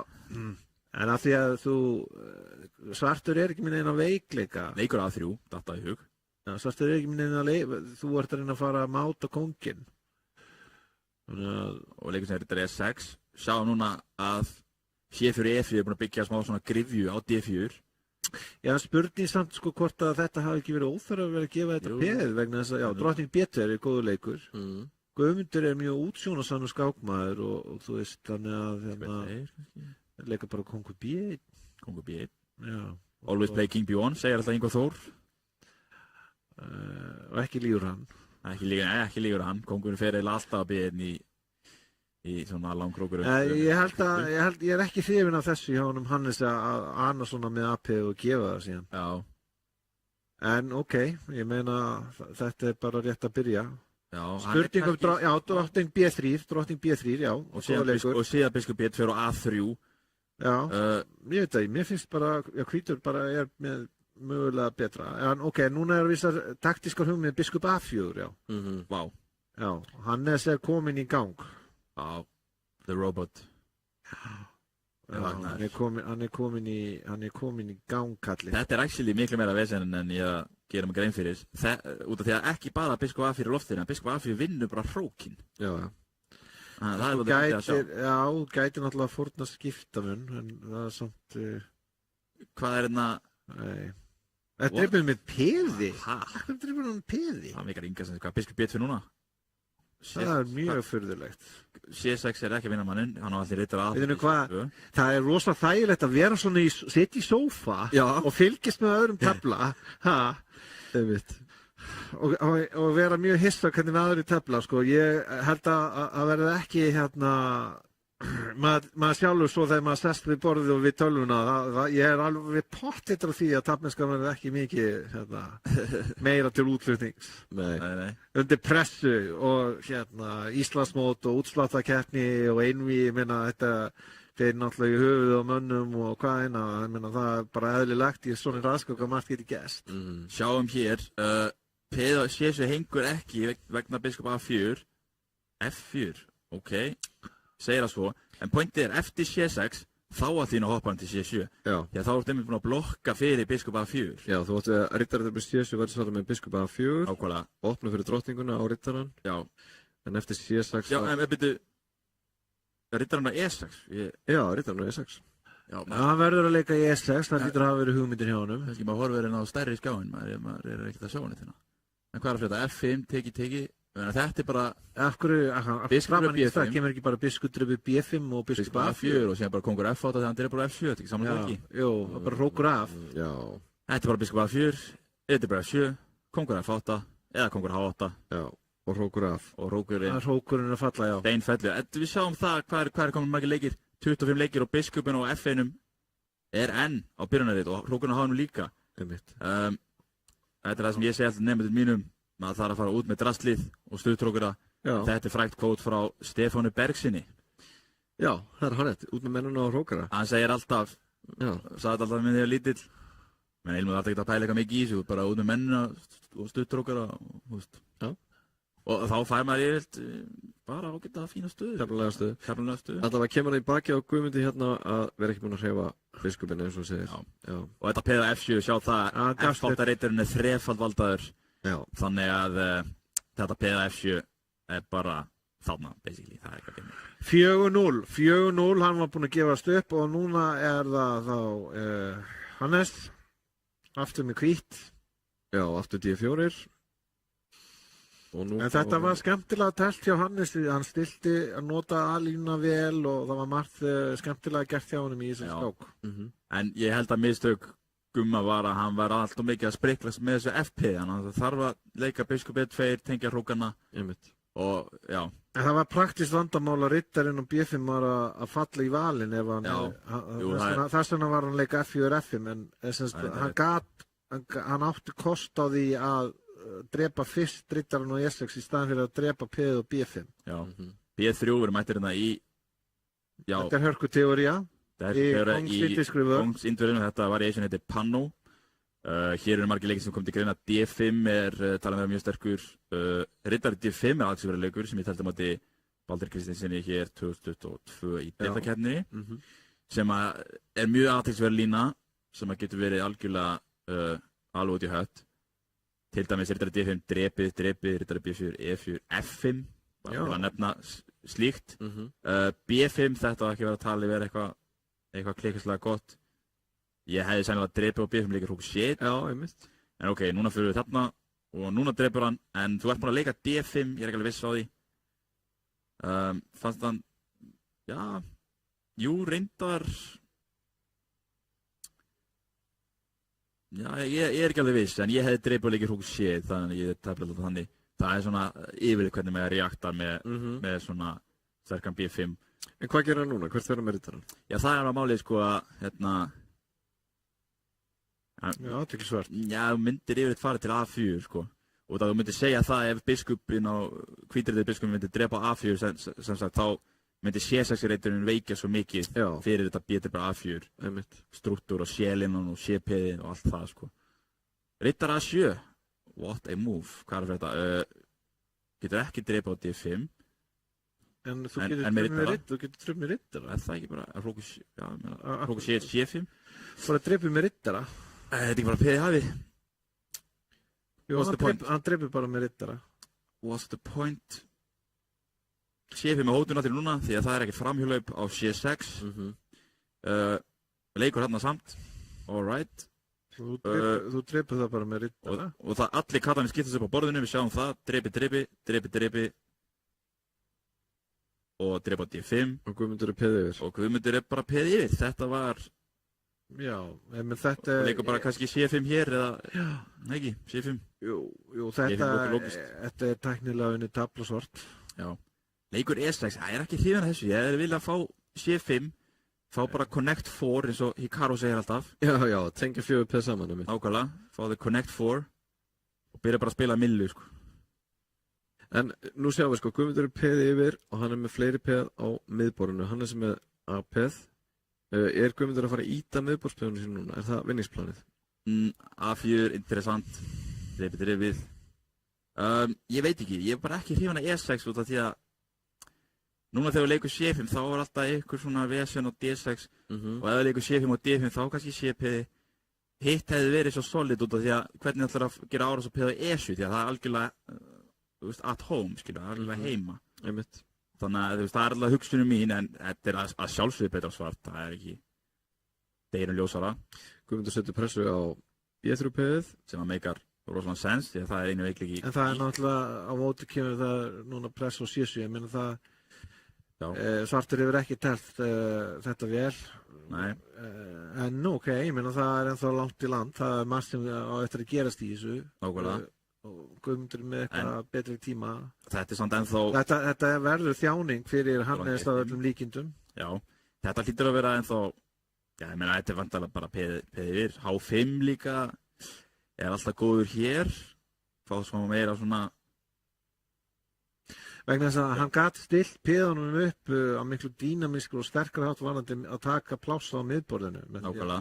Ég er alveg sammála Hilmi að það sést þetta stilla, það var engin þörf á því að stilla peðinu upp á E6. Nei, gerir... Af því að þegar í skák að þú ert með svona peðakeðju, þú eru áttaði hvar er grunnurinn af peðakeðjunni og sá grunnur verður að vera sterkur. Já, og grunnurinn á E7 er bara, getur ekki verið sterkari, algjörlega heima og ef séð að vera með peða á C5, D6 og E7, þá hefði með þess að hrókurinn á B7 verið að valda E7 og allur pakkin, það hefði bara verið draumastað. Vorum að tala í þessari stöðu hér, vorum að velta fyrir okkur leik eins og C5. Já. Og ná þessari peðakjöðu hérna. Já. Og þá sjáum ég að út af því að öll peðin valda hvern annan, þá þarf til þess að eyðileggja peðakeðjuna, þarftu þá að drepa sem sagt fyrsta gæjan sem að gerir keðjuna. Einmitt. Og það er aldrei að fara að gerast í þessari stöðu. Það mun flóknara, já. En ok, sjáum hvað að gerast. En Hannes, sjáum hvort að Hannes, hann er nú mjög segur náttúrulega, hann er einslu mikill. Svolítið. Já, einmitt. Hérna var hann að vonast eftir E5, svo hann getur drepið það. Nákvæmlega. Hannes er bara að bæta stöðu sína, hægt og rólega. Ég geti segið þrókina F3, bara svona, bara eitthvað svona dunda sér. Hvítur náttúrulega er playing svona, það sem við köllum bara að bíða. Hrókur D3 tilbaka örgulega.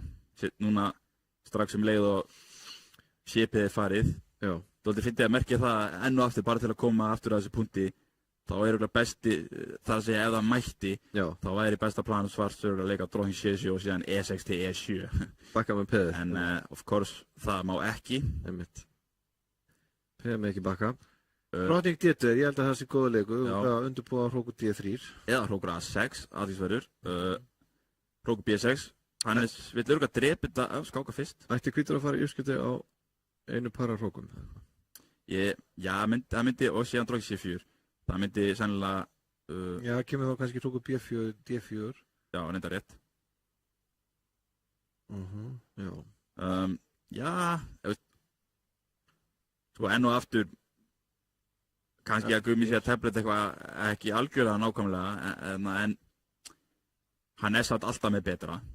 En málið er að með svona stöður þá þarftu að vera einhvers konar nákvæmni til að fá, þú veist, heilt stig heim, sko. Þannig að þú glatar þessu ekki niður í jafntefli sem að væri mjög svekkjandi úrslit fyrir hann og líka bara fyrir stöðuna. Já, F4, með að sjá, hver er tíminn, já. Guðmundur er með töluvert betri tíma, F6. F6, þetta hlýtur ekki að vera góður leikur. Þetta er að opna... Nú er að koma á drottninguna hann að einmaður. Og hrókurinn er að koma á F3.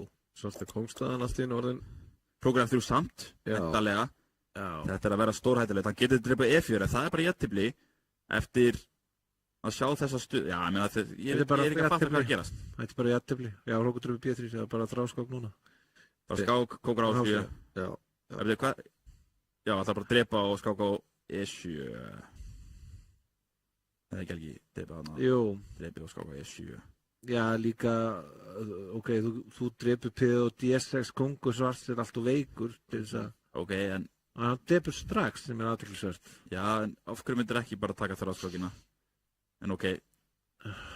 Já, hann á kongur F3, það er raukinn hans. Og kongur G2. Já. En... Já, Guðmundur getur ekki gert neitt annað að tekja jafntefli úr því sem komið er. Já. Þegar við segjum þráskák, þá er við að hvítur hótar að skáka á E7 með drottningunni og skáka endalaust í rauninni og tryggist þannig jafntefli á samastæðinu endurtekki. Já, hann er núna bara að skáka þannig til að menn eru bara gamlir og gráir og það er ekkert mikið að það gerir því. Þannig að menn endarskákin enda bara jafntefli. Og ef það kemur sama staðan upp þrist þá er það jafntefli. Já, þannig að núna eftir drottning E7, skákin enda. Já. En þú veist, það var líka prinsip og þú, ef að hvítur leikur finnur 4 eins og Hannes gerði þá leikur ekki finnur 6. Nei, alls ekki. Þú veikir ekki þína eigin stöð, ef þú ætlar að reyna að vinna þá verður að taka sjansinn að drepa peð eða gera eitthvað annað. En þetta er svona, ég meina hann er áll sem háll. Bakka kannski aðeins, bara til að sína F6 momentið. Já. Bara hratt, við höfum smá tíma. Við vorum í svona stöðu hér. Hérna til dæmis eftir F4. Þú sérðu, við erum með 3P fyrir fram að kóngin, en leiður þessi uppskipti með F6 drepi, þá bara 2. Þannig að ég myndi sennilega reakta hérna með því að leika E3 F4 til dæmis. Já, drepa bara hér. Bara drepa hér, hann hlýtur að drepa með drottningu, leika síðan bara drottning E7 kannski. Já. Valda allt kjaftaðið og allt valdað og alltaf kóngstæðan traustar og hrókur B4, allir við byrja að setja á E4P og segja ok, viltu D6P mitt og tekið E4P og einhvers konar rauk fyrir því. Tryggja kóngstöðuna. En síðan bara ef við förum aðeins í lokastöðuna, bara punktæð þar. En ástæðan af hverju þetta er svo lettilega jafntefli þó að svartur tveimpiði miður bara hreinlega það út af því að í drottningandatöflum þá svona, já, þeir oft mjög jafnteflisleg út af því ef að kóngur árásarmannsins ekki nú vel staðsettur þá einmitt bara gerist þetta, ekki bara þráttefli. En þetta þýðir sem sagt að Hannes þarf einn vinning í viðbót til þess að vinna hinn við? Já, staðan 4,5 hálfur, einn vinningur í viðbót fyrir Hannes nóg og hann búinn að vinna. 4,5, ég meina, já, þetta er eiginlega orðið allt og erfitt. Ég trúi alltaf á comeback, en þetta einhvern veginn aðeins svo mikið að því góða. Já. Það er, líka bara jafntefli, gerist oft í skák og já, ég tel líkunar alveg rosalega litlar. Hvað getum við sagt þessa byrjun, strákar? Drottningar, indversk vörn, afbrigði með A3, Petrosjan afbrigðið? Jú. Hver gerði þetta frægt á sínum tíma? Tigran Petrosjan, hann var heimsmeistari í skák frá 63 til 69 og Boris Spassky, hann vann titilinn á hann 1969 og það var náttúrulega Boris Spassky sem var hér á Reykjavík sem seldi heimsmeistarinn við Bobby Fischer. En hvaða skákmaður beitti þessu afbrigði snemma á 9. áratugnum með góðan árangri? Það var meðal annars Garri Kasparov, já. Já, og Mikhail Gurovic og fleiri. En Hannes teflir þetta kannski ekki sérstaklega hvasst, hann svona teflir þetta bara traust og örugglega. En það kemur náttúrulega aftur að því sem hún tala jafntefli fyrir Hannes rosalega hagstætt. Já, einmitt. Eykur hann aðeins nær þessum 5,5 vinningi sem hann þarf og já, ég held að þetta verður bara leiklók eftir smá. Eftir smá? Já. Ja, þú veist. Já. Já, 2 skákir, örugglega til viðbótanna. Einmitt. En það er svolítið að segja að ég væri ekkert eðlilega spenntur ef að Gummi myndi vinna 4 í röð núna. Ég meina að sjálfsög myndi vilja sjá það. Svartur stendur betur núna. Síðasti leikur Hvíts var ekki góður. Hann að vinna peð á A3 síns mér. Já, þú veist að hann geti drepið og hirt síðan peð hérna á A3 eftir. Sýnist það, já. Já, gera það reyndar ekki. Gera það ekki, nei. En já, við erum komin í svona... En ég séu svartur stendur aðeins þá betur en ég sá ekkert að því að hirða peðið. Einmitt. Á meðan að staðan svona rólegri, ég fæði kannski að fara aðeins tilbaka í stöðuna hérna þar sem að Hannes leik síðast D5. Hérna var nú Kasparov vanur að drepa oft á D5 og leika E3 til dæmis eftir. Var ekki að drottning C2 stund? Já. Þannig að pointið með að drepa hér er að ef svartur tekur með kalli þá það sem við hugsa aðeins á hærra leveli er það að hvítur fær sem sagt 2 peð á miðborðinu á móti einungis 1 sem er á E6 og það getur oft kannski spilað inn í með eitthvað svona space í framtíðinu, svona E4 eitthvað tímapunkti og málið er að þú bakka bara með vistastæðin en þú bara róleg ef hann tekur með peði þá er sem sagt pointið að biskupinn er svona eiginlega að horfa á sitt eigið peð og eins og við tölum áðan biskupinn þeir fíla að vera á löngum skálinum og vera svona skjótað niður allt borðið. Akkurat. Kíkjum á stöðuna eins og hann er orðin núna. Hannes var að drepa síðast peð á D4. Já. Hann ætla svo næst að drepa á F3 ef þú drefum með peði. Og tefla þá mögulega gegn svona hangandi peðum. Drapa með riddara. Já, núna færa bara aðeins verra basically bara for free. Ég meina og er bara með þetta peð á C4 sem stendur bara, og líka peð á A3. Við sjáum, við köllum þetta peða eyjur. Jú, hvítur eru með 3 peða eyjur en svartur bara 2. Já, þegar ég segi peða eyjur þá ég við að hér eru peðin sem eru... Þeir stiði ekki hvert annað, þetta er raun og veru stök peð. Já, akkurat. Og sjáum harmonina í svörtu stöðunni, hann er aðeins einungis með 2 peða eyjur. Já. Og þar með bara með enga veikleika. En þú sér það strax það pressa á C4, rittarinn A5 situr á C4 og hrókurinn og allir kallar svart standa eiginlega bara perfectly. Já. Og hann mun bara, held ég, auka pressu, þetta ekki peð af eða hvað? Drepa á D-num og tíka C4 eða er ég að missa það? Nei, já, kannski bara opna þessu augun. Það er fínt að gera það stundum. En já, til dæmis leiku eins og... Þess vegna almennt sér ofta ágætt að skipta upp köllum ef þú ert að tefla á móti svona veikum peðum. Já. Svo framlega sem þú hefur nóg á köllum til þess að síðan að vinna peðin. Vinna peðin, já. Og líka minkar náttúrulega mótspil. Drapa hann á D1? Hann drapa á D1, hrókur drepa D1, Bordar á C5. Ekki alveg vissum þetta. En þetta er bara... ekki með Róku D7 kannski? Og drottnir við C4. Já, að drepa það og lofta og þú ert með 7. reiturinn og rittarinn á E5. Já, en ég leik náttúrulega rittar C6. Hann leikur Róku D7. Já. Ég er ánægð með að keppindur eru ofta að leika leikin sem ég stingi. Já. Ég myndist það að vera bara mjög gleðilegt. H3 og rittari C6 eru auðvitað pointið. Valdar einmitt A7 og rittari F5. Og eftir Róku C7 leikum við samt bara B5 og völdum hrókin okkar og segjum að þetta sá ég nú ekki. Að þessi leppun er svo sem ekki neitt og ég menna að þetta er bara unni. Helgi. Já, þetta er vanlegt. Þetta er rosalega vanlegt. Já. Þetta er B5, hlýtur að vera valda alltaf rasslinn sem það segir. Valda hrókin hér, já. Er hann kannski að pæla? Leika kannski bara A6 líka. Já. Kemur ekki lálita. En okkur ekki bara A5? Þú vilja ekki bara íta strax? B5 er fínt líka. Já. Bara B5. Mjög fínt, B5. Sammála því, þú veist að, já, Rókur B7, A6, Rókur B6, þetta gæti verið svona smá maus. Já, ég var að pæla sko B5, Rókur B7 og leika bara Rókur C5 og valda þetta svoleiðis. Leikur Rókur C5 strax. Já, það er fínt leikur. Setur líka bara þennan Rók á valdaðanreitt. Já. Sem er gott, þegar þú ert leppaður þá vilt ekkert endilega sitja í leppurni allan daginn. Nei. Og þarna, og núna kemur B5 og við sjáum að hvítur er með alveg eins peðastuð og svartur en hún vantar bara peð. Já. Og ég tel þetta að vera senastu skák kvöldsins. Já, þú ætlar að spá því Hilmir að þetta verði endalógin. Já, ég held að þetta er endalógin. Hann reyndar hótar að drepa A5. Hvernig er tíminn? Ég meina það er 20 sekúndar, Guðmundur með betri tíma. Já, hann er með lítið betri tíma núna. Hvað var aftur pointi? Reyndar drepa A5, ætla hann bara að fá, hvað sjá? Já. Veitu, okkur leikur hann ekki rittari A5? Ætla hann leika rittari D4? Nei, ég held að þú gæti drepið þess vegna á... En þá drefið C2? Ég held að þú gæti drepið á A3, sko.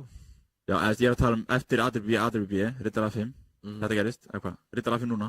Hann leikti rittari D4 eins og ég sagði. Já. Rókur hérna. Rittari A5, hann er að tapa... Ná, ok, hann er hún í F2. Leikur E4, aðeinsvert. Já, tíminn er að styttast, það eru eitthvað 80 sekundur. Drepið þarna, kongur ekki 3 örugla. Nú er Hannes komið örlítið betri tíma. E5. Það má slip. Nei, hann bjóst ekki við að hann myndi leika örðu.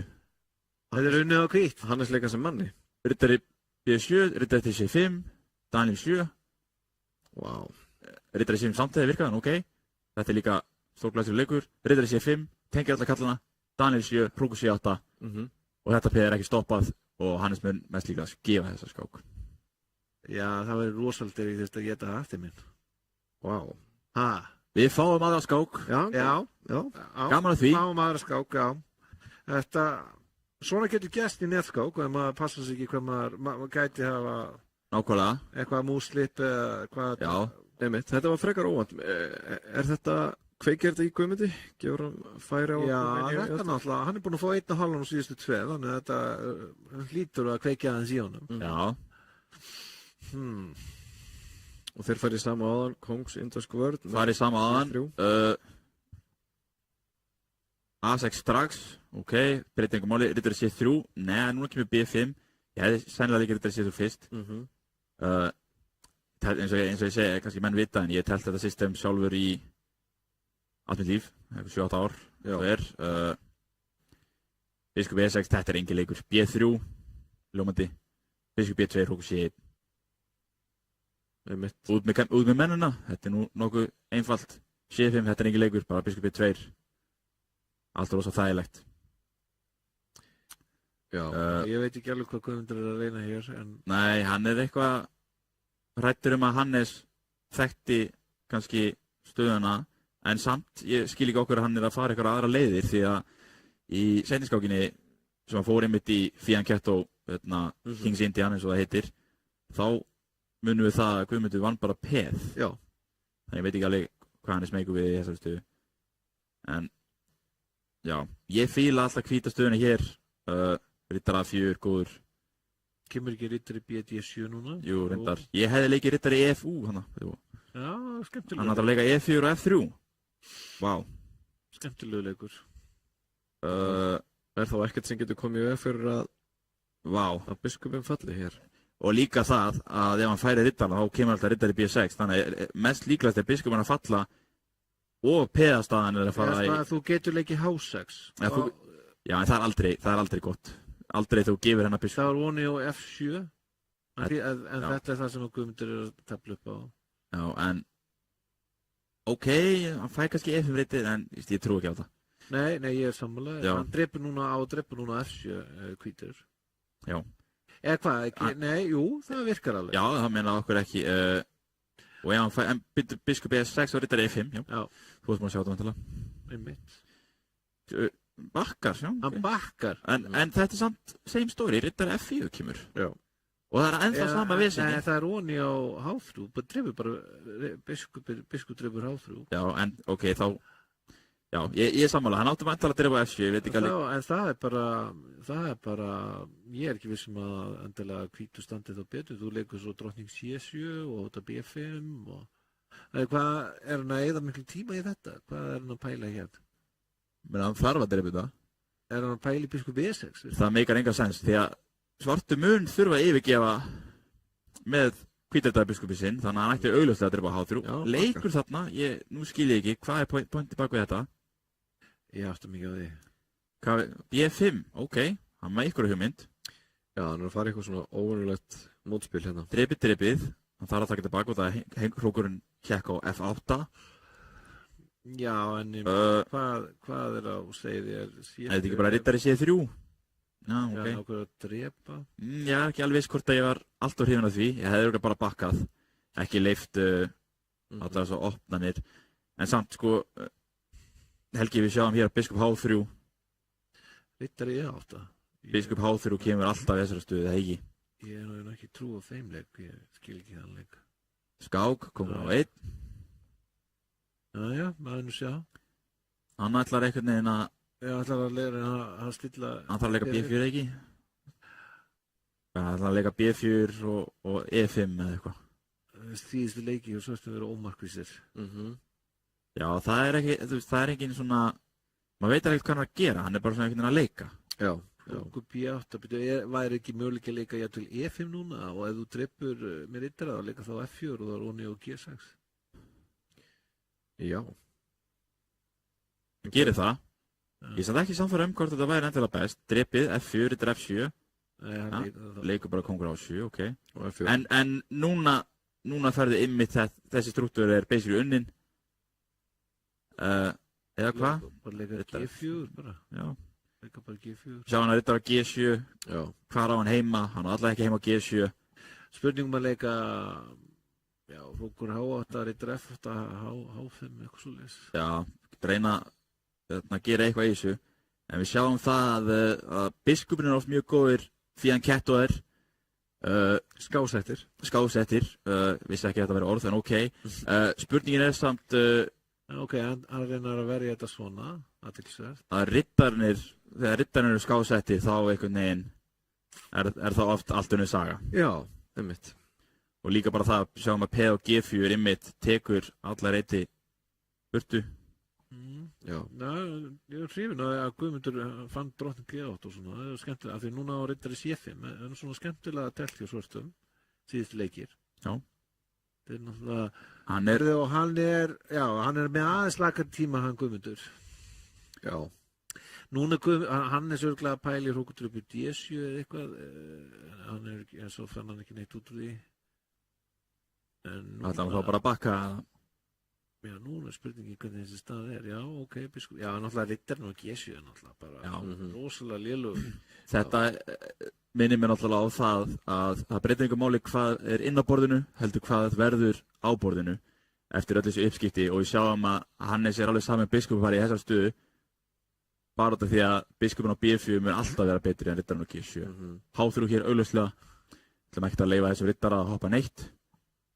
Við sjáum að riddarinn þarf að fara til E8, til C7, til D5 til að gera eitthvað, en það er frekar löng leið. En þetta er samt ekkert svo ljóst. Nei, það er spriklið þessu, kóngurinn á G2. Já, Guðmundur að... Kongo G8. Já, þetta Þarna og kannski drottning F7 reyna ok, Róku 7 megasens alltaf. Já. Það var Róni á C4 reyndar þess vegna. Já, þetta nú ekki alveg. Já. Og Rókur Hásins góður. Ekki. Hvað? C3. Skiptir á drottningum. Herðu. Þetta ekki svo einfalt. Gummi að setja allt á C-pið sitt. Algjörlega kassa út á C-pið. Mun að vera nóg. Rókur H3 ætti að vera góður, en þá kemur riddari E8 og vill fara til C7. Riddari E8 hlýtur að koma. Ekki leika, kongurinn ekki fara neitt. Kongur F7 myndi ekki mega sens og G5 dribi. Okkur ekki bara dribi, hann dribi það. Já. Og núna kongur F7, ok. Og ætlar hann hingað þá eða hvað? Hvað hann að gera? Það hlýtur að vera. Kannski G5 var bara feikna góða leikur, kongur G6. Nei, það var ekki góða leikur. Nei, það er hún í E7. Núna. C3, skáka F6, kongur H7. Þetta kóltapa. G6. Kongur H6. Þetta er kóltapa. Býttu, þetta... Það er samt ekki einfalt. G6. Nei, hann átti að leika G6 fyrst. Þetta er alltaf læg. Þú vildi byrja á því, Hilmir? Ég vildi byrja á G6 og það er núna eftir G6 fyrir hann til G8. Ég skildi ekki okkur að leika ekki G6 kongur H6 síðan biskup A3. Já, ég skildi það, ég sammálaði. Já, og það er eftir B4 þá einmitt eftir G6 kongur G8 átti ekki Rókur F8 því að skálinn var einmitt blokkuð. Það peðir allt í mætt á B4. Og núna, ok, ég meina... Þetta er nú samt held ég nokkuð neginn undir stjórnarkvítum. Já, alveg sammála, en hann gerði þetta erfið en það þurfti að vera. Það er svona mín rök. Algjörlega, en ég meina, þetta er... Guðmundur hefur tæplað þessa skák betur eftir því sem að hefur liðið á hana svona. Já. Leikur þetta er E8, biskup H6. Það eru praktíski sénsar á, svartur getur líka unnið vegna þess að... En þetta er búið núna.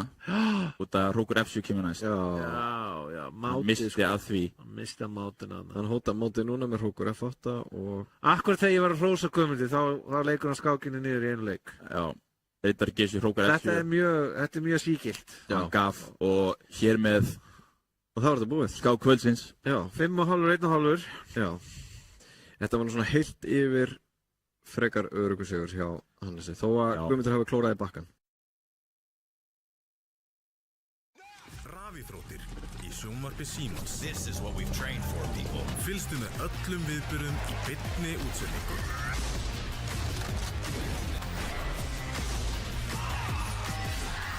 Alla rafíþróttir á einum stað í viðmóti Símans. Hvernig sem framtíðin verður, þá verður þú tilbúinn. Ljósleiðarinn gerir allt mögulegt. Sjónvarp Símans Premium býður upp á meira sjónvarpsefni en nokkru sinni fyrr. Dimma. Bodies found alone in the middle of nowhere. Probably suicide. Or murder. Í íslenskum sakamálum kafað dýpra. Missir. Útilega.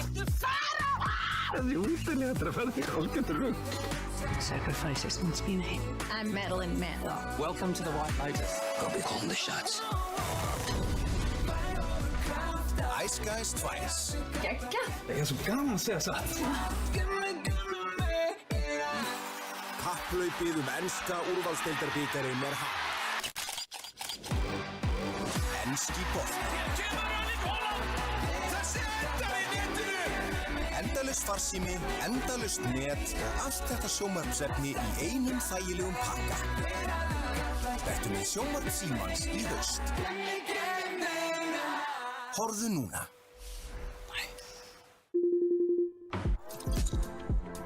Við tengjumst. Gegnum óteljandi þræði og bylgjur, í gegnum samtöl, augnablik og upplifanir. Þú ert í betra sambandi hjá Símanum. Frábær sending hjá Dagnýju Brynjarsdóttur. Og Fanndís í færinu. Og Fanndís Friðriksdóttir er að skóra! Stórkostleg! Já, íslenska liðinu! Ísinn er brotinn! Komið sælir aftur, kæra áhorfendur. Hannes Lífar Stefánsson sigurvegari í þessu einvígi. Ingvar, nokkuð öruggur sigur hjá Hannesi. Já, kannski öruggari heldur en bjögust við. Í svona, við hefum tippað á Hannes fyrir fram. Kannski aðeins öruggari en maður hélt. Mér fannst svona ákveðin vatnaskil þegar að hann virtist taka okkar ráðum. Það líka fyrir fyrstskákinni. Já.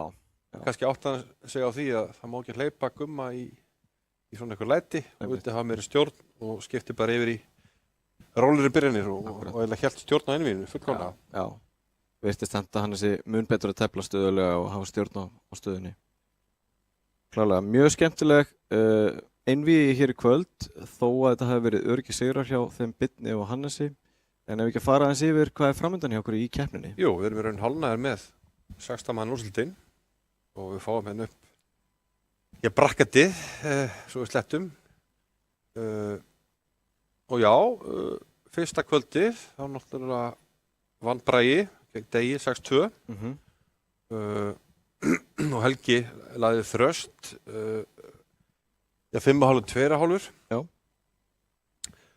Og svo fengum við úrslitin í kvöld. Björn Þorfinnsson lagði Olgu Brodnikovu og Hannes Lívar vann Guðmund Gíslason. Þannig að við erum komnir með fyrstu viðuregnir í 8 liða úrslitum. Þótt við séum, 8 manna úrslitum, þetta er engin lið. Þótt við séum, bara hálfnaði með 16 manna úrslit. Og það er Bragi Þorfinnsson og Helgi Ólafsson. Og svo er það Björn Þorfinnsson og Hannes Lívar. Já, þessi keppindi mætast 17. nóvember eins og við sjáum á skjánum, en við þurfum ekki að bíða svo lengi, Ingvar, við fáum fleiri viðuregnir fram að því. Já, ef við skiptum svo yfir í hinn helminginn af brakketinu. 7. október, þá er nú ansið skemmtileg kvöld og ég segi sannlega frá. Heldur betur. Og mér líst mjög vel þetta. Helgi Ás Gretarsson, Jón Hjartarson, tveir mjög reyndir stórmeistarar. Og hér er bara mjög erfitt að spá í spilin og ég á von á mjög skemmtileg einvígi. Alveg saman að því og saman má segja hitt einvígi Hilmi Freyr og Alexander Domalchuk. Þetta eru ungu mennirnir, báðir mjög feskir og upprennandi meistarar. Tveir af okkar efnilegustu skákmönnum, annar í landsliðinu og hinn að banka á dyrnar. Heldur betur. Og hafa svolítið verið svipar á stegum, þannig að kannski er þetta svona ákveðið uppgjör, hver á sæti skilið, annarkvor eða báðir. Svo er það seinna einvígiskvöldið 20. október, þá er að Hjörvar Steinn og Vignir Vatnar.